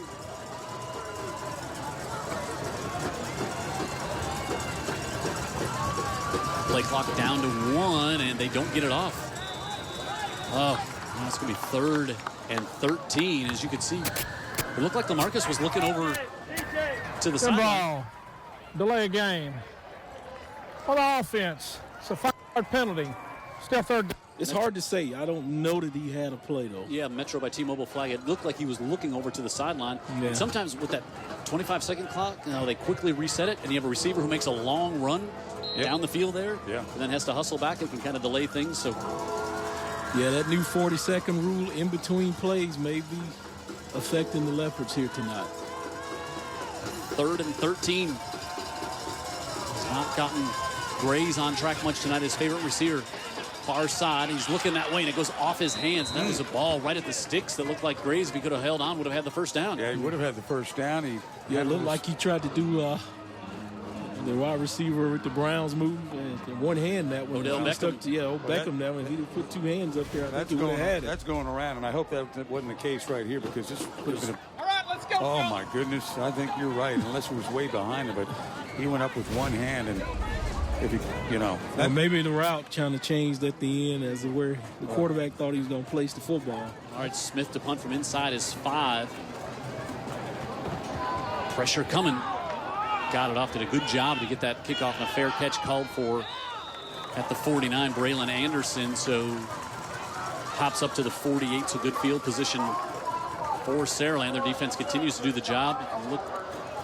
See what Saraland has done so far. Perfect on the year. They just have not been in many close games, and their offense has not been on the field much in the second half at all in many of these games. St. Paul's, they had the battle, they had to be there, but a lot of rest for the first team.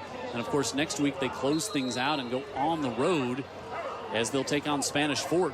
Well, with all due respect to those teams you're seeing that they've played, I agree with you guys now. For certain, this is certainly the biggest test that they've had, and I would say almost the only test that they've had. St. Paul's now. St. Paul's played them tough. Correct, yeah, and I haven't seen Andalusia. Yeah, and you see what Saraland did to St. Paul's, and St. Paul's is getting hammered by Daphne tonight as they look to go up top in the end zone, and just a stride too long for Jerome York. And that was one of those shots that we said gonna take. And first play in the 3rd quarter, and Nizat had a chance here. Jeff Kelly, we said, I wonder what he meant by, well, we kind of knew what he meant. We didn't know it would show itself up on the first play of the second half. Perfect place to do it, right at midfield. First down's a good pass down. York, who has 19 catches on the year, had more than a stride on that one. They'll shift and overload the near side on 2nd and 10, and going to the outside will be McAlpine. And back to the original game plan. Yeah. That was a good pass, though, I thought, by Nizat. He showed off his arm right there, and it was a tight spiral down the field. Just wasn't able to connect on that first down play. He looked smooth. He did. So Coach Kelly goes back to plan A with the run, which is a great option with Rayshon back healthy and looking good. Don't seem to show any rust or any ill effects from his injury, does he? No, he looks good. He looks fresh. Nick Tucker checks in the slot. Williams to the bottom of the screen. Down to 2. Nizat gets it off and rolling to the right. Now wants to go back to the far side. Wide open on the far side. He's able to get that one complete inside the 20 down to the 15-yard line. Rayshon McAlpine with the catch, but Vic Lockett says, hold on.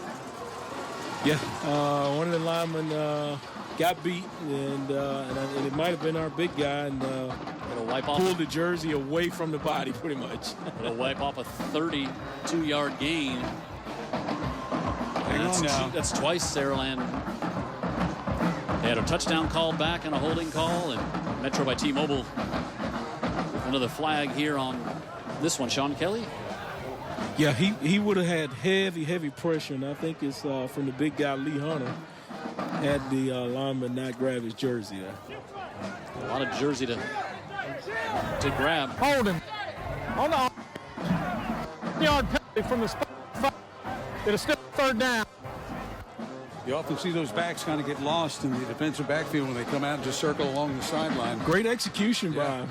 Great execution to slip him out that back door. Great throw by Nizad. Mm-hmm. 3rd and 21 coming up. Plenty time on the play clock to give him a play. Coach Kelly just gave him what he likes. Nizad quickly out of the backfield, something safe, and got it off there to Klein Smith, but not much doing. And then they wanted a flag. Saraland's bench wanted a flag at the end of that one. And a little extracurricular after he's way out of bounds. Let that go. Hunter already got him secured and tackled. Short of the first down. But he's ref and the refs, so keep his penalty box flag in his pocket. I was like a 5-year-old putting the cookie back in the jar. He was about to body slam him. He was like, I better not do that. Yeah. Non-egregious, Vic Lockett? Yeah, exactly. Oh, mom's looking. Exactly. Jack Smith. That's what I saw. On to punt. Saraland takes a timeout here. Now that's an interesting timeout. We got one coach not taking any, and then we got one taking it unexplained time. But he probably didn't have the personnel out there. You would think that was it. So, or maybe Jeff Kelly said, "Hey, those guys need to get the trivia answer in because this is going to be tight all the way down to the end." I don't think that's what he said. 21-2 in the last. You don't think so, Dan? I don't. 3 games. All right. So who's the 2 teams that have beaten the Spartans here? How about one of them on the field right here? No, sir. In the Blount? No, sir. I said the Toros. All right, you got 1 or 2, Vic Lockett. So they lost. Tell me what I Spanish win, Fort Jim. Last year, and then Daphne. they lost in the state championship game to Pinson Valley. There you go. Yeah, so that was their 2 losses. Spanish Fort. Bo Nix. Bo Nix, yeah, he was the quarterback in that game. And of course, where's he playing Saturdays now, Vic Lockett? Somewhere over there. Yeah, so cow pasture. Good punt. Smith sends him all the way back inside the 10, and Blount's going to be pinned all the way back there as Jordan Harris Mitchell. Flag flies in all the way from the sideline. Yeah, that one's all the way at the hash, up at the 15. We also have a I think the return guy's a little bit shaken up. Let's pray he's A-OK. That's Armani Diamond down there. Oh, that looks like a cramp, which is good news for everyone except Armani Diamond. But you have to see he's in the grand scheme of right, things. right. He needs to think that's good too. All right, so Metro by T-Mobile flag will get sorted out. Coach Lev out there to check on his player. Good football man, cares about the kids and make certain he can okay. Lev's just a good man. Absolutely. So you can see the stretch out.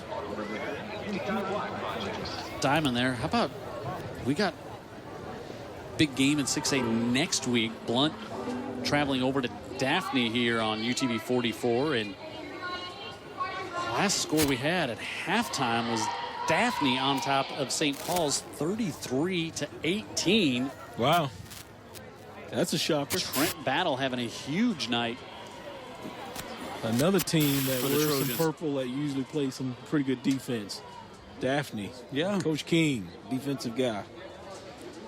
Built by Bama. Just made Never Jim misses. Cox's day. He loves that, doesn't he? 36-21 in the third quarter. Daphne on top of St. Paul's. Wow. So that is a bit of a shock there. Faith on top of Satsuma. Theodore leading Mary G 20-6 in the third quarter. So then Choctaw leads Cottage Hill Christian 12-9 in the third quarter as well. Mobile Christian leading St. Michael 35-10 at the half as Diamond stiff legs that one. Ooh, he's really struggling with Yeah, I've had those cramps where, man, they are debilitating. It looks like they're also going to have a hold on this special teams play as well. So, yeah, sometimes, man, you can lock up and in my case, your worst case scenario, I don't even want to eat. That's a That is debilitating. That is very debilitating. So we'll see his time and then trying to get him some.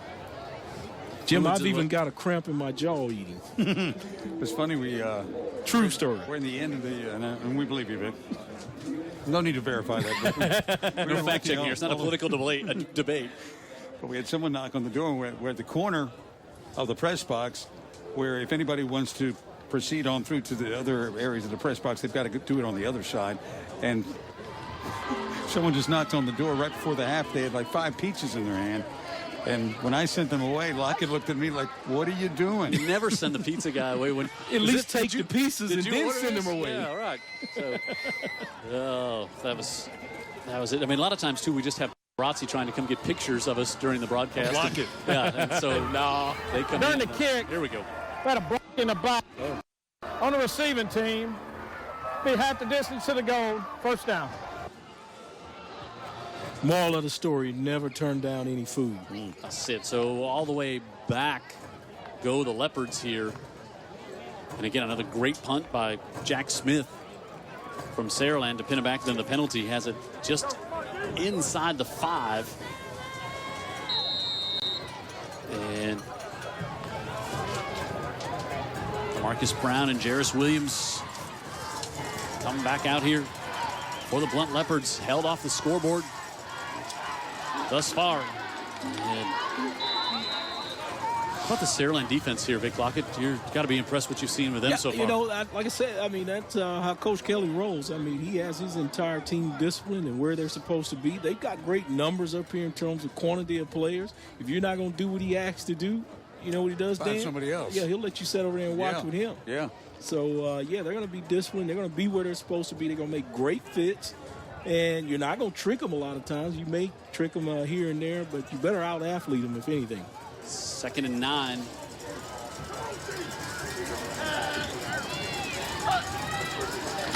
Brown fakes now, wants to go to the right side instead of cutting across the middle. The first down to the 31. Best play through the air tonight. Has quickly able to get that one. If that kid would have kept his footing. Yep. Jim would be saying 10. Yeah, 26 20. yards for Melvin Williams. I just think that there's a chance if he gets protection and they keep getting one-on-ones. Yeah, who's back there with the sophomore Willie Butler? And Blount's got a chance to make some big plays down the field. And they're very proud of Marcus Brown. He's a talented quarterback. Yeah. Yep, that was we were watching him throw the ball in pregame, Dan, and wow, putting on a rope. Turn him loose, right? Williams. Kelly was talking about we got to cut it loose, and maybe that's also what Blount might want to try to do here in the second half. Another flag was going to. In the area of holding. Yep. Oh, that's what it is. And, you know, Lev Holly talked about it earlier this week. He said we've got to stay out of our own way. We can't put ourselves in bad situations. That is the truest statement I think I've ever heard him say. On the offense, it's a 10-yard penalty from the spot of the foul. 3.1. Bring up first and about 20 here for the Leopards. And didn't gain much. It was a holding call, and there's really no gain on the play either. But now they're behind the sticks again as we're inside 8 minutes to go here in the third. The big 6A Region 1 matchup. Thursday night game because of the weather we're expecting on Friday. 83 games moved. Of course, this is the biggest one here tonight. You know, and I mentioned one way maybe to beat the Spartans, and that isn't hold so true as well, out-athleting them. I mean, this program puts out some great players themselves. They got a cornerback starting at LSU this year. They got a quarterback that started out at Stanford. So they carry some athletes around this up north here. Yeah, wide receiver at Southern Cal. Absolutely, yeah. Jordan Harris. Forgot him. Jordan Harris-Mitchell with the reception there. This Blount offense coming in tonight, 30-plus points in 5 of the 8 games they've played in. It looked like another hold, and Jeff Kelly was screaming forward as Marcus Brown scrambles up to the 32. And well, I kind of disagree with him the way he did it. I didn't see him. He almost hooked him, but he was so whooped, he just kept pushing him. Yeah, he was beat for sure. And then at that point did he get desperate enough to do the dirty deed? Let's take a look. Be at the bottom of your screen. See, I didn't see it. Did you? Yeah, he had him hooked. He quickly let him go. Yeah, because he was whooped. He knew he was whooped, and he knew he was going to be caught too, out there on the edge. So pickup of 13 on the scramble there for Brown to make it 3rd and 7.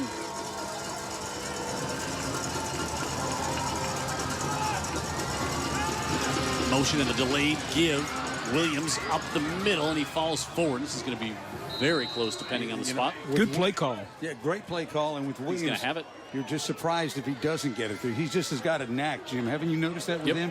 He is going forward. And, and where you think you have him after 2 or 3, you probably don't. You think you do, but no, you don't. I mean, even as a viewer, you know, Rick, you're watching from up here. Yeah. And you're thinking, that door's closing on him pretty quick. And then you look up and he's got 5 more yards. Absolutely. That's what you want out of your running back. Great back. Keep driving and think he can break it every time, as long as he's going forward. Yep. No shake and bake. Go forward. 3rd and 7, and they pick up 8. And that was a 1st and 20 drive. Yeah, that was big. Started just starting to flip the field a little bit again. Yep. Again, this drive started back at the 4-yard line. Yes. Brown again with the give to Williams, still on his feet. Just like Dan said. Yep. Great wrapped balance up there and bottled up. He squirts out. Well, that was still gets 4. That was the most fantastic of the examples. I've been doing that right on cue. I appreciate that, Mr. Williams, but he has no quit in him. Really good athlete, strong kid, good vision. Cheer. Everybody's trying to rip the ball away, and they forgot to wrap him up, and he takes a big I lick can there. see why he has a ton of yardage. These teams are really doling out some licks. Approaching the halfway point. Quarter number 3. Brown is back to Williams. Williams cuts through, and now they finally get the flag. Jeff, I thought, so there, Jeff Kelly was really barking, wanting a holding call on that one, and finally it came from the side judge, and then Jeff was still going, and I thought the official almost looked like he was reaching back, going to throw maybe another one on him. Coach Kelly there, but he didn't have one to throw. And yeah, my buddy Red Garrett. Holding. Offense. The penalty from the down. He cited Blount for that one.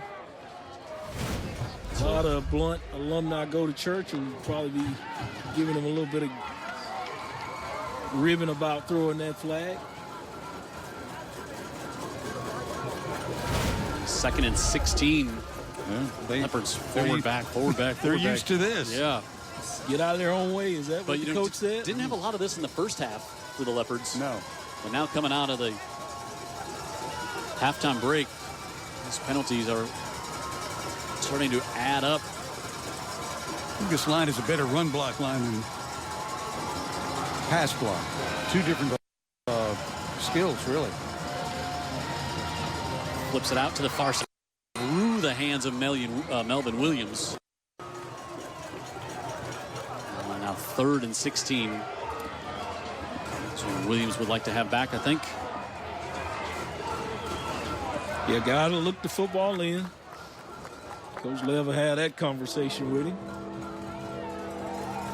He doesn't show a whole lot. You know, he doesn't show his cards on the sideline emotionally. He's got the great temperament. Yeah, he does. Great personality for certain. And ideal for this program. It's been a godsend. What a job he has done for this Leopard program since he has shown up. Play clock down to 2 and 1, and they get it off on 3rd and 16, and Williams trying to get to the outside and to the 45, and now late flags coming in. It's going to be a face mask. Maybe they dropped 3 flags. I think that was egregious, Dan. Jim. Yeah, so that's going to be a first down. Yep, they were going to have him stopped at the 45. I mean, his helmet came completely around. Oof. That was dangerous. Darrington, and then let's take a look here. It's right over. Oh, yeah. Yep, that was our friend Sean Bird from the pregame show. And again, just, Metro by T-Mobile flag. Sean Kelly. And a personal foul, face mask on the defense. Be a 15-yard penalty. A first down. You know better than anybody else, but nobody's going out trying to grab the face mask. No. You go to reach for something, and there it is, and you just kind of grab a hold. And yeah, that's sometimes a good hustle play and just a mistake to do it. 99% of the time. I have seen some bad ones, some intentional, but 99% of the time it's just going hard, and you just grabbing anything you can grab, and it just happens to be the face mask. All right, we'll get a TV timeout here halfway through quarter number 3. Big battle in Saraland tonight. Number 1 and number 5 battling right now. Number 1 up by 3.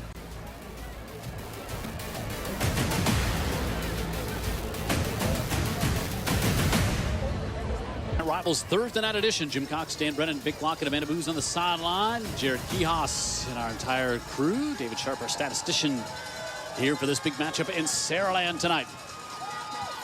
1st and 10 as they Savon Davis-Jones, his first touch tonight, and he's got a first down inside the 25, and the senior gives Williams a little break and a little spark off the bench as well. Yeah, and a different kind of play call too, Vic. They really haven't run it to the edge. This time they get enough blocks and enough speed. Yeah, that's the key, the speed. That little stretch play there, and they can left take that Porsche out of the garage. 15 take it for a Sunday drive. 15 yards on the carry for Savon. Out of the 25. Williams goes right back to Davis-Jones, and he was kind of stumbling there, and Bird brings him down after a gain of maybe 2. Bird's pretty short tackler. It was in space, too. Yeah, like linebacker. The runner stumbling there gave him a good opportunity to get him down. Yep, and he got him down. Looks like Blount was trying to do a little bit of tempo. Yeah, and you saw actually Brown come up the line of scrimmage, say a little something to the center, and quickly come back in the shotgun and get it to him.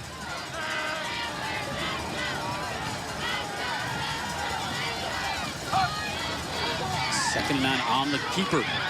Brown trying to dance to the outside. Does inside the 20. They'll ride him close to the sticks. He's going to be probably a yard short.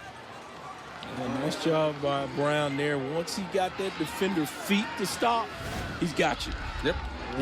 He accelerated about right there. Oh, man. And then you're going to lose that one every time. Unless you're Deion Sanders. Yeah.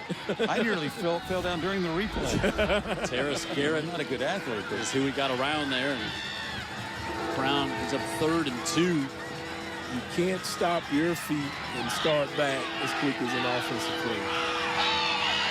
That's the highlight you don't want to end up on, right? Exactly. They don't want Jim Cox showing you on that one. 3rd and 2. Williams back in, and he's tackled behind the line of scrimmage. Tracy Bird. Good job. Bird came from the left side, dove and got him before he got even to the line of scrimmage. Might have maybe lost one or backside help, Vic. Yeah, you got to cover your bases. Boy, nice job crashing down, right? Yeah. Seen that a few times by Saraland linebackers. 4th and 2. Keep the offense out there.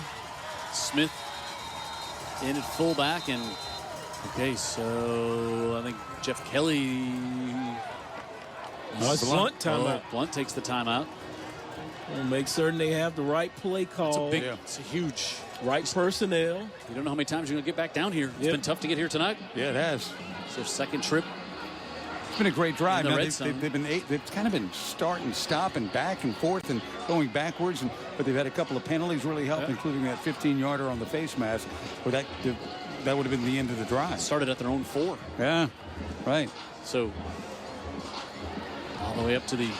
Yeah, speaking of the change in night, too, guys, I had to make the phone call to Miss Millie Fritz and make sure she knew Jim and Dan's not going to be on Friday night. And she was like, I am so glad you called me because I would have missed it. And she calls us her TV family, and she wanted me to tell you guys she loves you guys. Oh, Miss Millie, she's enjoyed it. We love you, too, and glad you're a part of it. We also love Foosackleys. Keep the Foo in football as they feed our crew every night and feed you all throughout. Doesn't have to be just football season. Chicken's good all year, especially good during football season. It is. I'll take a sack or 2. There you go. Or 2. And here we go. Speaking of 2, it's 4th and 2 with a lot of Foo in football here. The Leopards take a timeout, trying to get on the board, trying to convert to keep this play drive number 12 since they started back at their own 4. Smith shifts over. They got a flag. Is it illegal participation? Well, the play hadn't happened yet. And the play clock was, wow, this could be against Saraland. Yeah, I think so. I think it's illegal participation. Even though one guy did trickle off the field late, they still may have 12 out there. I think they still have 12. They haven't made the adjustment yet. There you go. Very uncharacteristic of a Coach Kelly team. Yeah. That's a first down. Wow, as Peyton Smith comes off and 4th and 2 becomes 1st and 10. Yeah, they had a player that you saw trickle off late. I did. And still, they needed to trickle 2 of them off, Dan. Yeah. They didn't trickle enough. Yeah, so 13. I mean, I like your chances to make the stop with 13. Saraland guilty of under-trickling, according to the pocket. You heard it here. Oh, I don't think Jeff Kelly will find that near as amusing as we just did. Maybe later. All right, so 1st and 10 at the 13 for the Leopards. Give Williams up the middle. Bird brings him down, but he's to the 9-yard line as he picks up 4. Kept the same play call that they had on the 4th down. And to me, Vic, it's almost like you're just playing the slot machine with Williams because he's so good. Yep. You're going to get jackpot soon. Sooner or later, he's going to squeak on through there. Yeah, and get those 3 aces. Let's see. He's over 100 for the night. Yeah. Those cowbells sound like slot machines out here. Loud. Yes. 2nd and 6. Double tight ends. Keeping this one is Brown, and Brown stopped. Sean Bird. He's fired up about it, and he should be, because that's not an easy guy to bring down. No, he's really a good player. He moves from the inside out to make this play. I mean, even in tight spaces, that quarterback's tough to bring down. Yep. He's a tackler. He's not just a hitter. You know, he's sure enough, like you said, loves to get the wrap up and get the tackle, and you need to. So 3rd and 7. They can get the first down. Yep. They can get down to about the 2.5. That's what they need to do.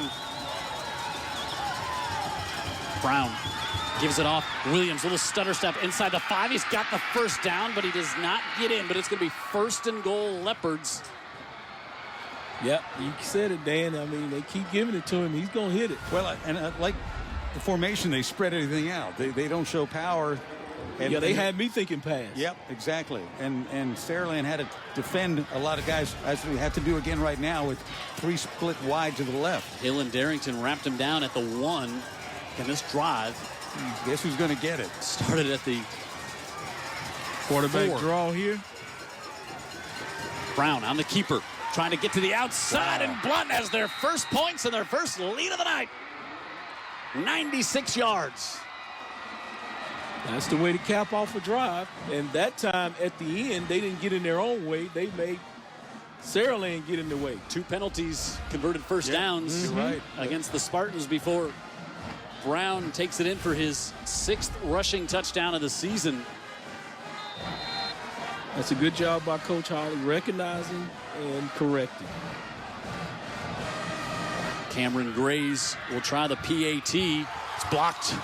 4th block kick of the year for Saraland, and that extra point could loom a little large in this one. But the Leopards taking the length of the field, and they've taken the lead over the number 1 ranked Saraland Spartans 6-3 late in the 3rd on Thursday Night Rivals.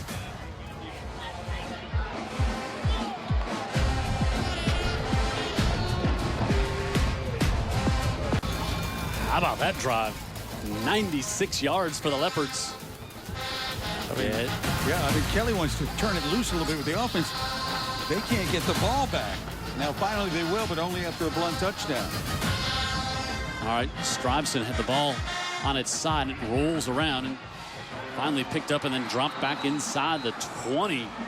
As now you see a little Braylon Anderson with the tackle there, and a little momentum here on the Blount side of things. Let's check in back on the sidelines with Amanda. Hey, Jim, I wanted to just recognize a player right now, number 54, Trayvon Williams. He suffered some major injuries over the summer and in the fall. So he first suffered an ankle injury, game 5 last year, missed the whole season playoffs and the championship game. He worked really hard, and then he suffered a knee injury during the summer right before fall practice. But this is his 2nd game back. His first one was last week against St. Paul. So he's looking pretty good, so it's good to see him out. He's been out for over a year, so it's good to see him back in the game tonight, Jim. Yeah, they were talking to us on the field about how important it was to get that offensive line back, and now Saraland trailing here tonight, and might be the first time they've trailed all season. Really? Might be. Can't confirm that. There's Lee Hunter, who comes up with his 19th tackle for a loss on the season, Vic Lockett. Yeah, that's what you want that defensive lineman to do. Play on the other side of the offensive ball. He's got Southeastern Conference spray painted all over him. I mean, man. He looks the part for sure. Nice young man. Had him on our pregame show. Second 11. Nizat dropped it. Picks it up now. He's got pressure. Under composure. Flipped it out, and it was dropped as Demarcus Thomas couldn't hold on to that one. And that was nearly a huge disaster for Saraland, and could have been a big gift for the Leopards. What do the Leopards do now defensively, Vic? Well, you know, they've got that big man up front. I think I would just come with the regular people and sit back and play man on man like they've been doing. Talk about that line. Their secondary is really good too. Yeah, Blount's secondary has really got some playmakers back there. 8 interceptions between Reed and Harris Mitchell. Nizat floats it out of the backfield. And able to get that one complete and dropping the shoulder. Nice is job. Klein Smith, and he's going to have the first down. Looks like such a simple play, Vic Lockett, but boy, gets him a lot of space as soon as he's got the ball in his hands. Absolutely, yeah. He was out there before the defense could even adjust to him, and he had enough space out there for the first down. Yeah. So he kicked the sticks, get it downfield. Caught the ball in motion as well. Good throw by Nizat. Kid's got good speed, and they just outflanked him. It's a good description there. They actually don't have to snap it. There's about half a second difference, but looks like they'll get one more snap off. This time they come to the near side. Williams with the catch. Williams trying to fight free in that Leopard defense right there. We talked about Lombardi Diamond. Yep. You talk about riches. He was fabulous on that play. He was great, yes. Lockett with all of them coming out here. Ooh, look at this crowd here tonight. They're a little more nervous than they have been throughout most of the season here. We head to the fourth. 6-3 Blount leads Saraland on Andy Citron Injury Attorneys. Friday Night Rivals presented by Alabama Power.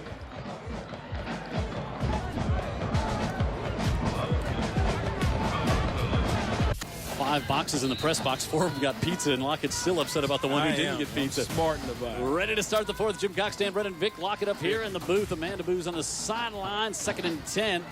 And Gill on the far side as Saraland goes back to McAlpine. 6-3 Blount with the lead after that 94-yard touchdown drive to put them on top. They missed the extra point. They had a field goal blocked, and here's where we're at through 3. And defense has been the key here tonight, but Williams, 25 carries. And he's been just grinding them away as they continue to feed the slot machine, as Dan Brennan said. Yeah, man. He broke a big one, and McAlpine on the other side, he's been limited to 48 yards, and now he's at fires into coverage, broken up and nearly intercepted. Wow, Armani Diamond got a hand on there, and I don't think he realized the ball was still up in the air as Chris he wasn't Casher, being so fabulous. Yeah, Chris Casher had a chance to get it, and he may have could have cashed in. Boy, this is going to be it's a great defensive play by him there. It's a throw with some confidence here. Yeah, he got around Williams, didn't get his hand there to hook him in the back, and Williams wanted a flag, as receivers are wont to do. Absolutely. But that was nearly intercepted on the tip. Well, to this point, this talented group of Saraland wideouts haven't been able to really make anything happen. Nope. Jack Smith. High kick, not super deep. And bounds to the 35. And Blount's offense will come back on the field with a lead here with 45 seconds gone in the fourth. As you have the big home side crowd here in Saraland. And also right above the crowd, you see those lights. How else would they be on? Alabama Power. Thank you for Alabama Power being a part of our broadcast all season long here on Friday Night Rivals.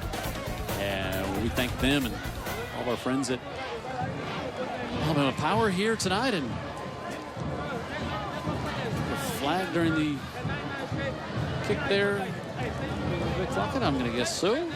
Sean Kelly. There's the flag on the play. Yeah. Oh, that's going to be a 15-yarder again.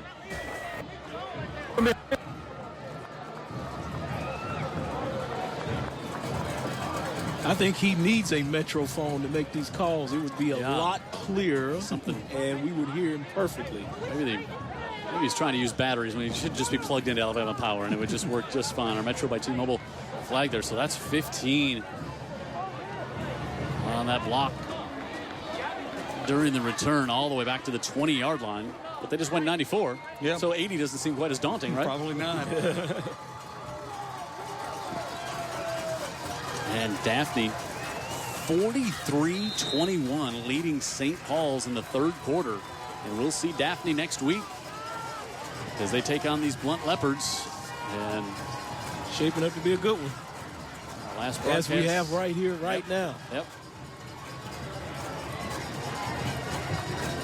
Brown looks to the sideline. Down to 6 seconds on the clock. Brown snaps it at 1. Looking quickly over the middle of the field, able to get it to Diamond.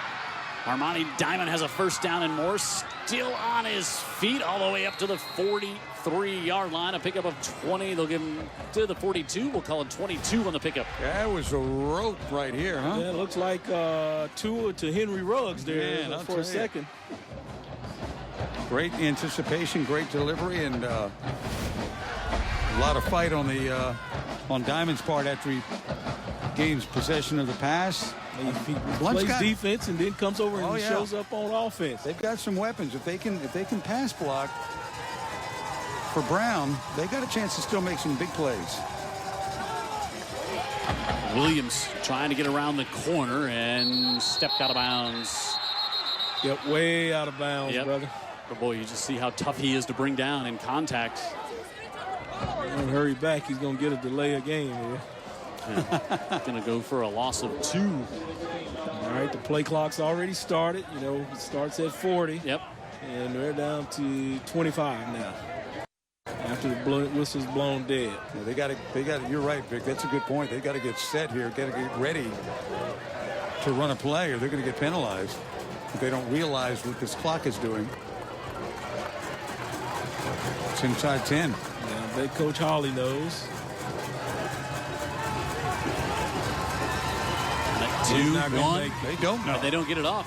And finally they drop it. Wow. Wow. Oh, man. You just hate to see that. Penalties have been a big part here in the second half for this Blount team. And actually for Saraland, too, if you think about that drive, they got extended on 2 different fourth down situations. Blount offense, so they can throw some haymakers and make up for it. 2nd and 17. Strike from anywhere, huh, Dano? I think so, yeah. Brown looking for one of those big plays to the far side, and it's incomplete as it goes back to Diamond. Butler, the sophomore, was over there in coverage. Yeah, you might see that as simply an incompleted pass, but what I saw was, I think a lot of you saw, the pressure. Yep. So the pressure, again, not being able to pass block for Brown cost him on this one, because I think he was able to get his feet set and let it go. Yeah, he couldn't step in there and finish the pass. It'd be a better throw, better chance for them to complete it. Good pressure by Saraland. They needed it on that play. Not sure what the officials are having a talk here. I think maybe the clock, they had to reset the clock. The clock kept running after the incompletion, so now they just got to reset to 10:24. I thought they had a little conference to try and figure out, now why wasn't there any penalty on that play? 3rd and 17. Marcus Brown with Melvin Williams going in motion. Now a delayed handoff. Williams right up the middle. Williams is going to be short of the first down, but up to the 46-yard line. He's fun to watch, though, isn't he, Vic? He is. He's got that acceleration, and, you know, just like you said, it's like pulling that slot machine. You never know when he's going to hit his head on the goalpost. No kidding. Needed a slick play there. Slide it in his belly. Needed 17, got 12, and Lev Holly does not hesitate to send the punt team out. Okay, again, protection's been a problem. They've been lucky to get a few of these off. Saraland can turn this thing upside down with a block right here. Watch the snap. Watch the snap. The snap's been a little lackadaisical. Terrace Garrett back at about the 20. Good snap.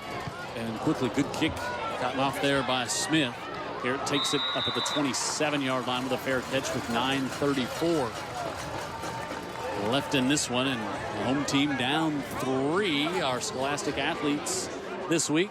Connor Braxton Howard, a junior, plays football, 3.7 GPA, AP Honor Roll, Yearbook, Gentlemen's Academy, the Student Council, Elite Chapter, Mobile Kappa League as well. He's going to study nursing.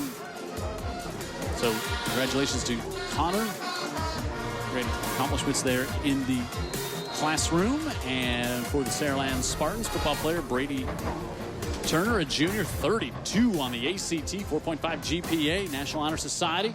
As quickly he's able to go get that one complete. That's going to be a first down up to the 40-yard line as the reception there by York.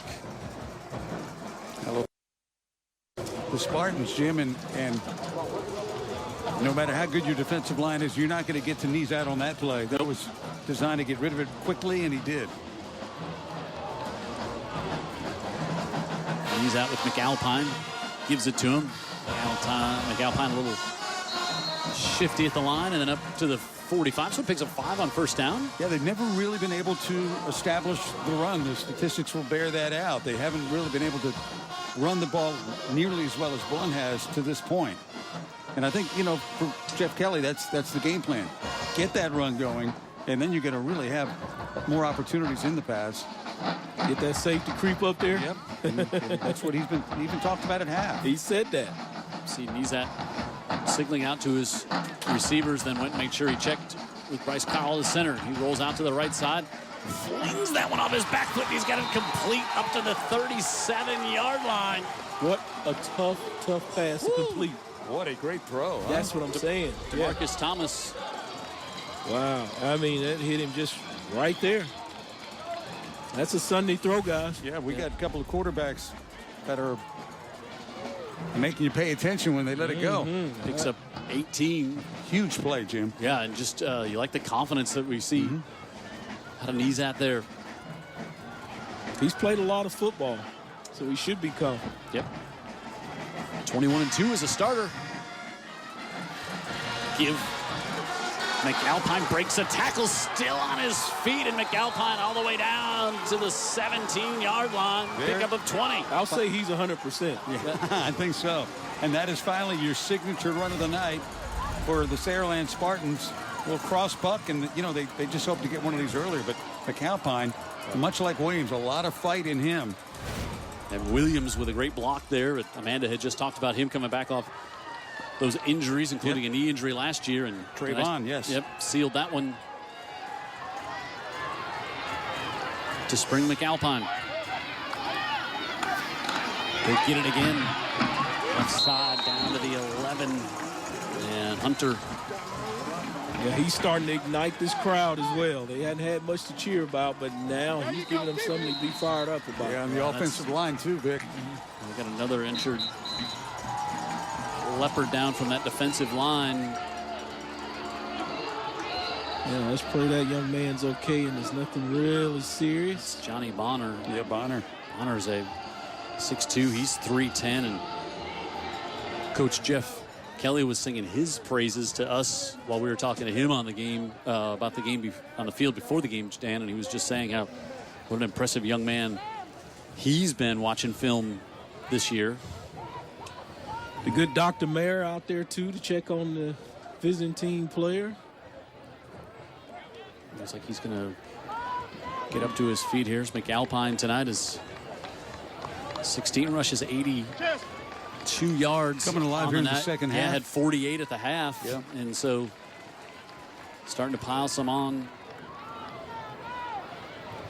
here. And Jeff Kelly probably thinking a lot like the Blount staff does with keep giving it to Williams. You're going to get a big run. Keep giving it to McAlpine. He's going to bust one at some time.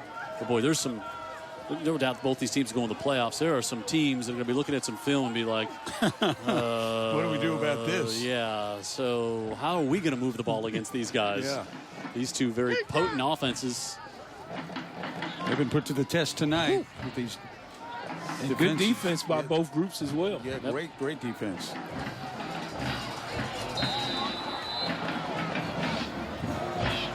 Right. 2nd and 4. Spread. He's at McAlpine on the right side. Gets a block. McAlpine still on his feet. He's brought down. It's going to be 1st and goal at the 2. Touchdown saving tackle. You know, Coach Holly said this was going to be a 4-quarter ball game, and he is absolutely right. So if you're just joining us, Saraland had a touchdown in the 2nd quarter, taken off the board for a holding penalty. They had to settle for a field goal. Blount missed a field goal late at the end of the 2nd quarter, actually. And it was 3-0, and then Blount got a touchdown here, but they missed the PAT. He's out. Gives it off in the middle. Touchdown, Rayshawn McAlpine. Got good push up front. 20th touchdown of the season. Yeah, this is the, you know, I was thinking this is the first drive, certainly in the 2nd half, where they've really been able to run it like this. And then the point is, what we talked about earlier, they haven't had the ball that much either because of Blount possessing it on long drives. And so they come back out and kind of feed Blount a little bit of their own medicine, establish the run game, which they really weren't able to untrack it until that drive. Cole Robiche on to try to make this a 4-point game. Big PAT here. And Robiche does just that. So it is 10-6. Saraland regains the lead with 6:59 to go in this one here at Spartan Stadium.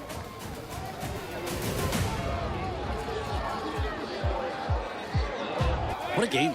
Yes. What a game we've had here tonight. Jim Cox, Stan Brennan, Vic Lockett, Mandaboos on the sidelines. Jared Kihas in the truck.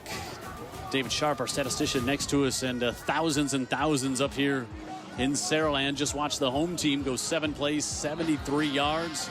McAlpine with his 20th touchdown of the season on that 3-yard plunge. How many thousands and thousands watching right now on UTV 44? Wow.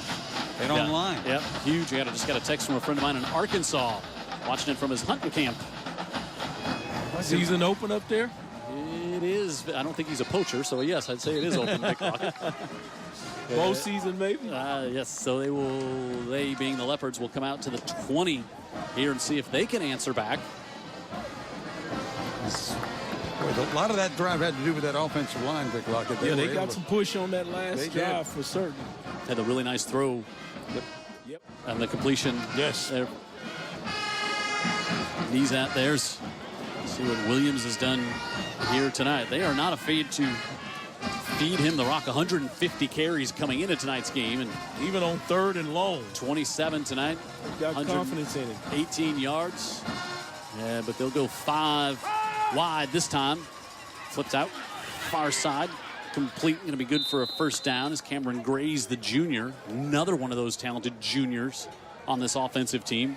Nice tackle out there by Justin Robertson. I mean, just so think about the year Blount's had. And you see Armani Diamond, he's a junior. Wide receiver Melvin Williams, a junior. Cameron Gray's a junior. Marcus Brown, a junior. Jairus Williams, a junior. So when check that was Kevin Hill, I think, made the tackle. So think about the future has here. This one complete over the middle, and that's Jalen Parnell. Now we seeing Blount cut it loose. Yeah, a little tempo here from the. And they know that quarterback can pull it down now, and he could go. And you think tempo a little bit too, as much as this Saraland defense has been on the field in the 2nd half. Yeah, they catch him winded a little bit. Brown, right side, complete. Williams has got it. He's going to have another 1st down as he gets across the 45-yard line before Willie Butler brings him down. This is shaping up to appear like a 2-minute drive here. Yeah. LaMarcus Brown has suddenly become Tom Brady. And they're just going right down the field. They're nearly at midfield. This drive started at the 20. Either 1st down with every catch or close to it.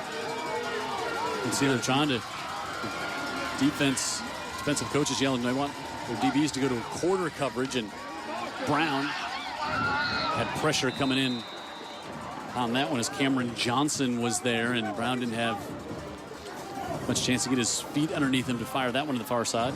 Not such a big rush. I think they do need to stick with that great running back that they have as well, Jairus.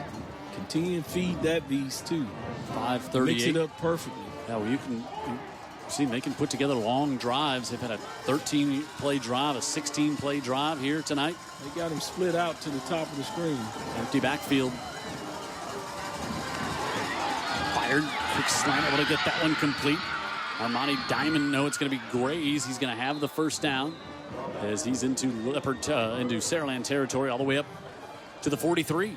Where did they have Williams in the slot? Yeah, and he was wide on for a touchdown. I was going to say. He just didn't go there. And he's got 14 catches on the year and 2 touchdowns. So who, Williams? Yes.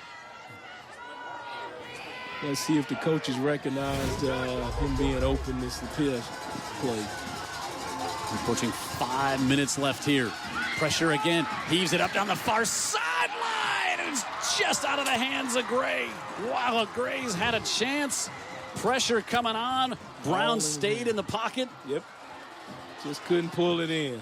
Oh, so close. He hit another gear to try to catch up to it. Look at him go. I mean, that. Just didn't look it all the way in. Somewhere in there, he took his eyes off of it. He will see that one when he puts his head on the pillow tonight. Yeah, he was smoking down the sidelines, and he gave it everything he had to get to the ball. It's almost like Coach Holly said, look, I knew I could do this all day long. I just didn't. Yeah. 2nd and 10. Again, they stay with the empty backfield. Brown, that one high. Ooh, almost a little dangerous as it went through the hands of Jordan Harris Mitchell, who's got 1 catch tonight and had a DB back there working as well. Tried to set up a little wide receiver screen way out there with the corner and just a receiver. So now you're at 3rd and 10. Saraland's been bringing an extra guy, too. They're trying to affect the quarterback. They did on that play. Look at Bird calling things out there. He knows what's what.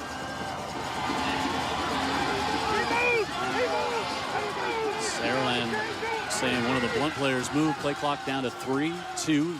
Brown gets it off. Brown steps up, fires, intercepted. Picked off on the near side. Up the sidelines and out of bounds as that one was overthrown. Terrace Garrett comes up with his 2nd interception of the season. He just dropped back in his zone and waited for it to come to him, and look what I have, Mom. Game of inches. Yes. Because that just a little overthrown. Watch here, Brown's got his guy. He's got the guy he wants. It just sailed high, on him. Yeah. And Jalen Parnell, not a super big target. And that one over his head. And Terrace Garrett had met him on the field before the game tonight and had a little chat with him. I saw that, yeah.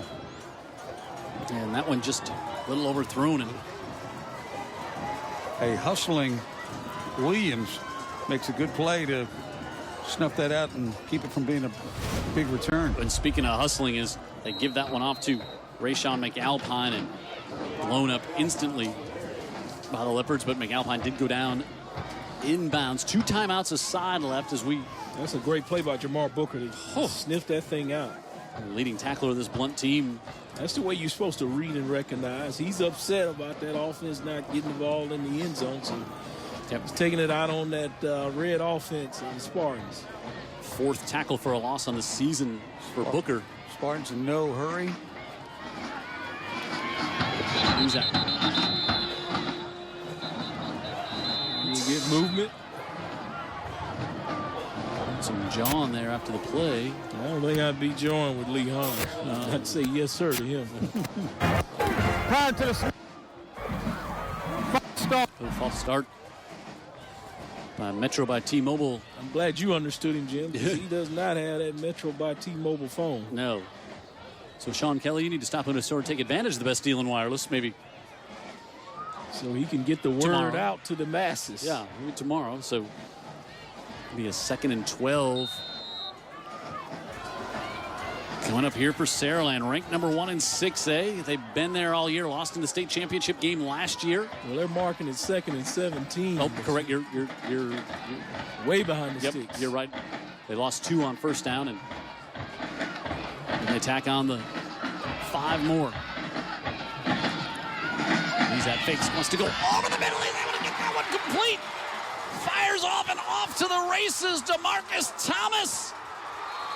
67-yard touchdown. What a call by Kelly. You know, those quarterback play callers, they will lean on their quarterback at key points. And that was the situation right there. Coach Kelly, he knew he had a quarterback, too, that can do this. And he lets it rip. Yeah, I mean, that's just a trick play without really being a trick play. Yeah. You know what that was? Execution. Yep. Tied in over the middle. Oh. Execution. 4th touchdown reception for Thomas this year. Are you telling me that's a tight end that left those Blount DBs? 6'2", 220. Wow. That was something, wasn't it? What speed. Great call, great execution, and they made it look easy. And you remember I had to recant that statement about out-athleting the Spartans. Yeah, that's right. Here's a reason. That's right. He got behind everybody and off to the races, and Saraland up now 17 with 3:48 to go on a Thursday night edition of Friday Night Rivals.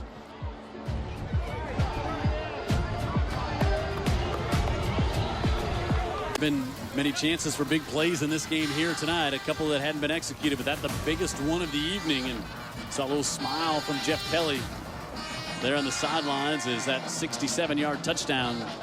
He's a good strategist. Puts his team on top 17-6. It's now 14 unanswered here.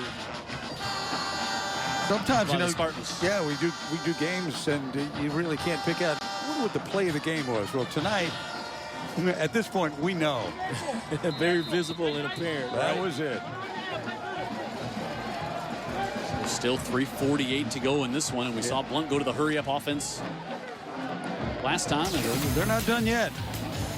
Friday Night Rivals every Friday night and occasionally on a Thursday night. Like tonight, brought to you by Greer's. So Craneworks, Metro by T-Mobile. The Leopards come back out here after they turned it over on the interception on that last drive.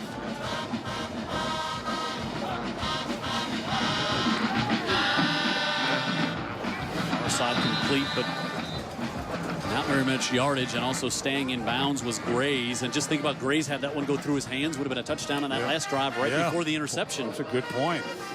That was a great throw. Yep. They came that close to taking the lead. Yep. Then turned it over and afterwards. Control of the game. Yep. And then a great play call by, you have to assume, you go to the top with that one, Jeff Kelly.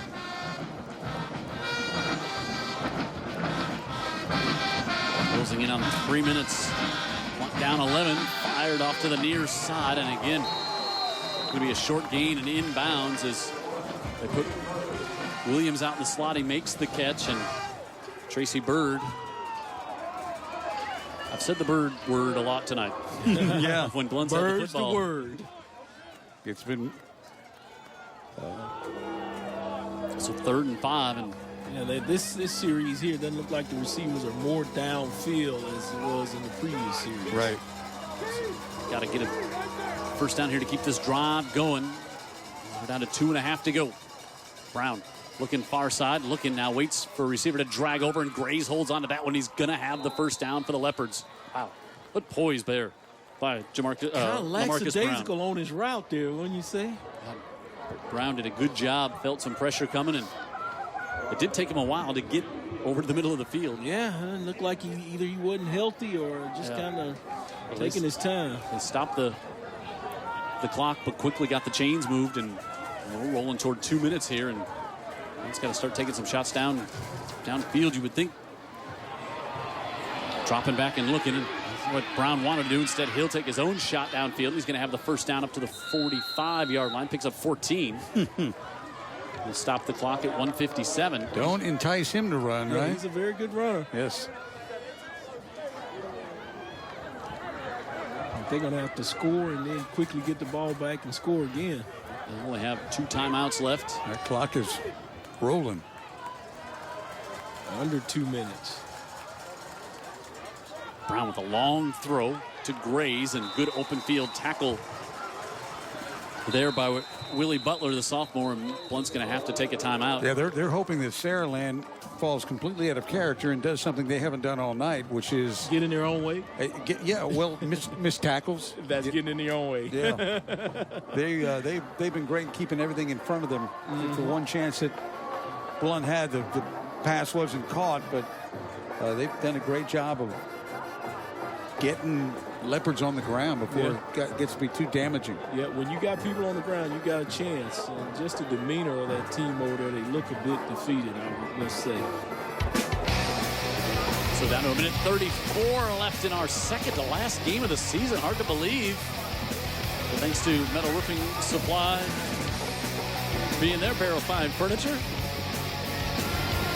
And Earth Reynolds Pro Solutions. That generator humming along for us before the game tonight. Kim Brennan said to me, so then next week that's it? I said, yeah. Why is that? She seemed kind of disappointed. Even she knows we should get to do playoffs live on TV here in Mobile, but we don't get to do those. We get to tell the story all year long, have big crowds at every game we do on TV, and then you're going to disturb her me time. Yeah, that's the message I was getting.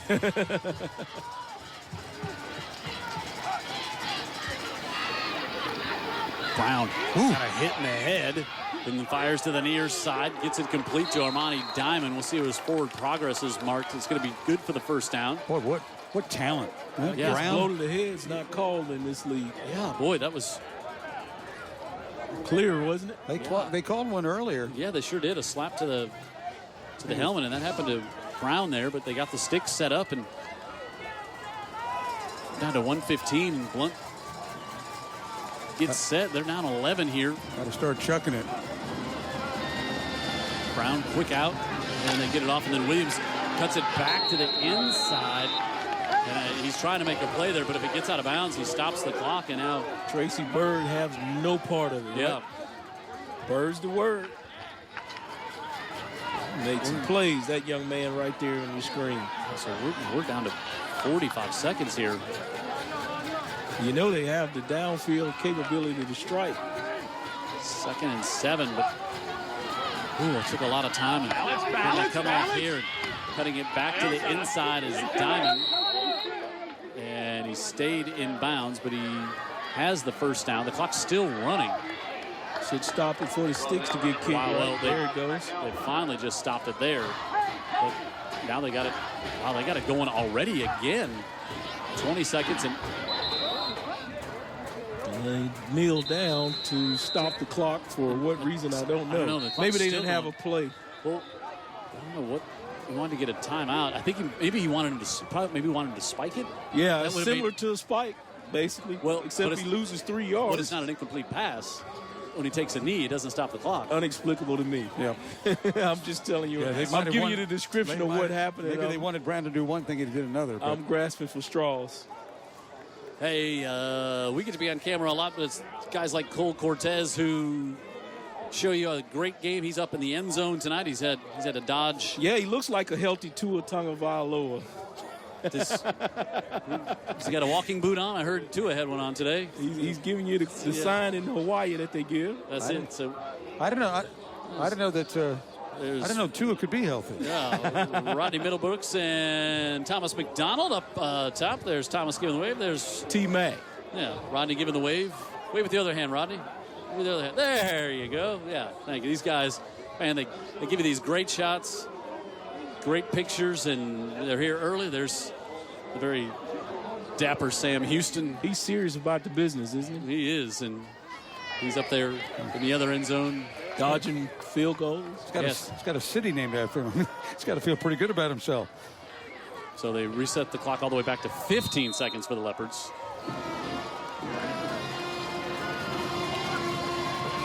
Brown. Ooh, quick out again. Steps out of bounds and then a shove to the face. A diamond there. Letting them play to get out of here, I guess. Chris Lott and Vania Kai. Vania getting those shots. Chris Stand Lott up, Vania. Down there, and Daniel Hicks as well, our red hat. If you ever wonder why we call him the red hat, well, that's why. He's the one who goes out there and tells the officials, no, we're still in a TV timeout. Don't let him come back out here yet. 9 seconds left now. Far side, Brown able to get it, staying on his feet and wrestled down. But that's going to do it. Saraland with a 17-6 victory here tonight. They score 14 unanswered in the fourth quarter to regain the lead and get the win and go to 9-0. They'll stay number 1 in the state. They got one more region game. And that's next what it's week about right there. Against Spanish Fort, but Blount was kind of struggling there to kind of get something going, get a clock stopped, to get some cohesiveness, when they needed to get the ball back. But good sportsmanship shown by both teams. Well, you know, this is extracurricular activity. You're not compensated. You're just doing it for fun. A lot of kids are earning scholarships through football, but this is what it's about. Well, playing with each other, playing against each other, and then shaking hands at the end and say, I'll see you back next year, but at my place. Yeah, well, is what Blount will say. You got two great friends of the coaches, Lev Holly and a lot of respect amongst those two, right? Coach Kelly as well. Hey, I've been trying all night. I wanted to say hello to a special mom. Colton Beasley, right tackle, just a 6'4", 295 junior for Saraland. His mom, Stacy. I know she'll be watching this one as she DVR'd the game and go back. And I've known Colton's mama a long time. So hello to Stacy when she's watching this on the replay at her house here in Saraland tonight as the Spartans victorious 17-6. Student sections, put the shirt on and head home, right? That's it. Let's go down and check in with Amanda and Coach Kelly. Victorious is right with a 17-point win. I'm here with the winning coach, Coach Kelly. So tell me, what's your emotions right now? How are you feeling? I'm so proud of our kids. I'm so proud of our fans, our students. I mean, they made this place what high school football ought to be. You know, and two great teams. I got a lot of respect for Blount Leopards. They've tremendous talented team. Coach Holly, love him to death. He's a great guy. You know, we set 3 goals as a football team, okay? The first one was to win our region, okay? And it's hard to do. This is a tough region. We got good players, good coaches. But I'm proud of our players. This was a fourth quarter where it didn't all, the first 3 quarters, there was a lot of adversity. We had a lot of things going against us, but our kids kept battling, and they come out here and they played a championship kind of fourth quarter. We wanted to win our region, and it's a big deal for us, and I think this win does it. So I'm excited. And it helps that it's senior night too. A lot of fans were cheering you guys on. I want to talk to you a little bit more about the defensive effort. There was a lot of plays in this game, but let's talk about the defensive effort of your team. Yeah, you know, Coach Crowley, Coach Ryan, Coach Nelson, Coach West, Coach McDuffie, our defensive coaches did a good job putting them in place. Our players played hard. They kept a very good team to 6 points. And that's hard to do. They got a bunch of playmakers, and our players just kept fighting. They kept fighting, and they play extremely hard. We were undersized at times, but, you know, our kids just play hard, and they play the right way. Now, my last question for you is, you know, you guys haven't really had a lot of tight ball games as far as the points go. So how is this going to help later on this year? You know, you don't ever know. You just try to get to win. You know, that's what it's about. You know, we had a tight one last week against St. Paul's, a tight one here. We got great teams in our region. We knew it wasn't going to be easy. And it's not supposed to be easy. We got a tough one next week. But we'll worry about that one on Monday. We're going to enjoy this one this weekend. We'll worry about what's to come down the road. All right, Coach, thank you so much. Have a great weekend. Jim, back to you. All right, Coach Kelly, he was excited for this game. He was excited that our TV crew was going to be here as well. He was excited to have this one on TV. And so, yeah, they're going to get their first region championship. So they have one game left against Spanish Fort, but they would have the tiebreaker against anybody else that would finish with possibly one loss in the region. We'll come back, wrap things up here from Spartan Stadium, where Saraland scores 2 touchdowns in the fourth to claim the victory here, 17-6 over the Blount Leopards.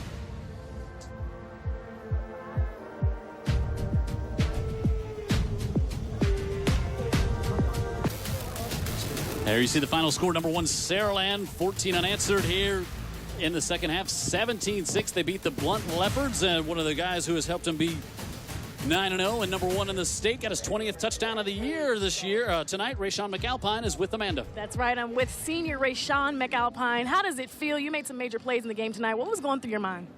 I just had to wait till my number get called before I made big plays. And I know that the running back had to come down to it and make game-winning, game-changing plays. So it felt good. Senior night, we got the dub. So all right. That's good. And senior night you mentioned, so you got some major plans happening. I know you got some offers. So anything that's coming in mind when you're thinking about schools? No, man. I'm still debating right now and waiting till the season over to see who's still going to offer me. But it's a tough little race between some schools right now. Any schools that you're racing between? No, man. All right. All right, well, thank you so much, and congratulations on your win. Appreciate it. All right.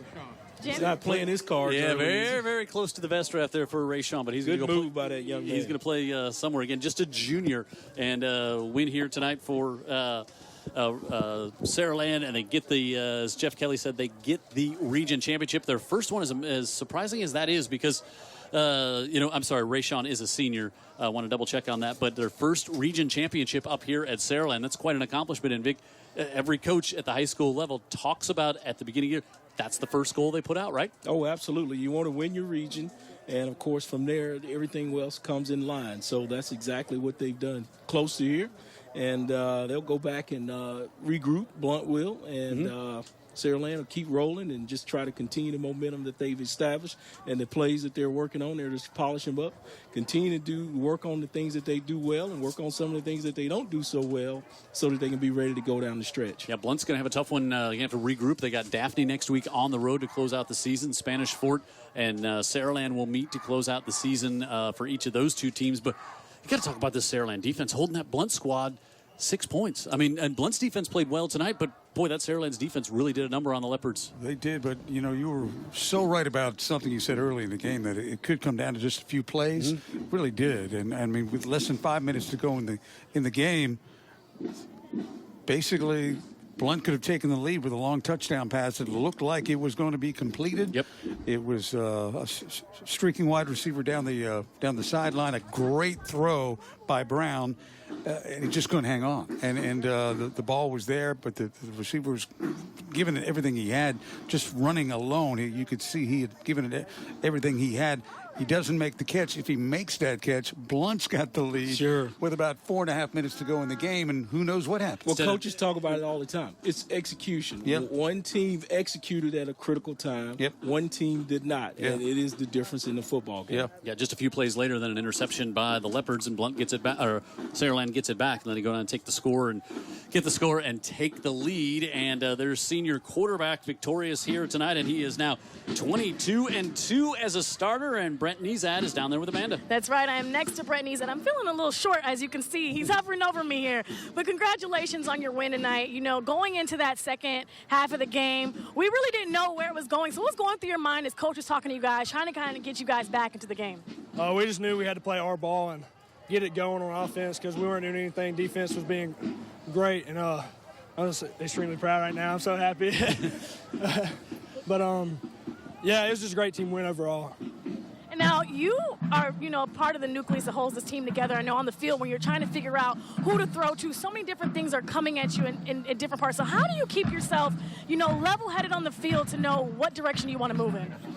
Well, either way I go, I know all my guys are going to make plays, and that's what really helps. I mean, we have a great running back, or two great running backs, and all of our receivers are great. So that's all I can ask for. All right, Toledo, South Alabama, Georgia, you have so many offers here. So what direction are you moving in, or how are you feeling, being that you have so many different schools that are after you? And congrats on that. Thank you. I'm extremely grateful. I'm so lucky to be in the position. I thank God, but I can't give you anything right now because I'm not sure. Well, that's good. It's good to have offers, right? Congrats on that. All right, moving forward towards the end of the season, what are some things you're hoping to accomplish with this team? First perfect record in school history, and we just got to keep our head on and just keep grinding every day to make it back to state and win it.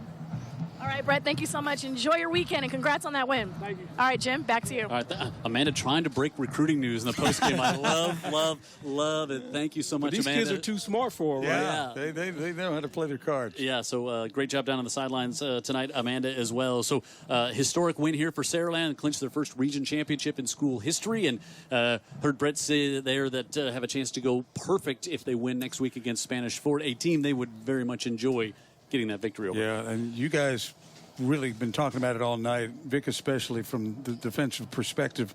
The Saraland defense really lights out. They were great, and Yes. they were great because they were so fundamentally sound.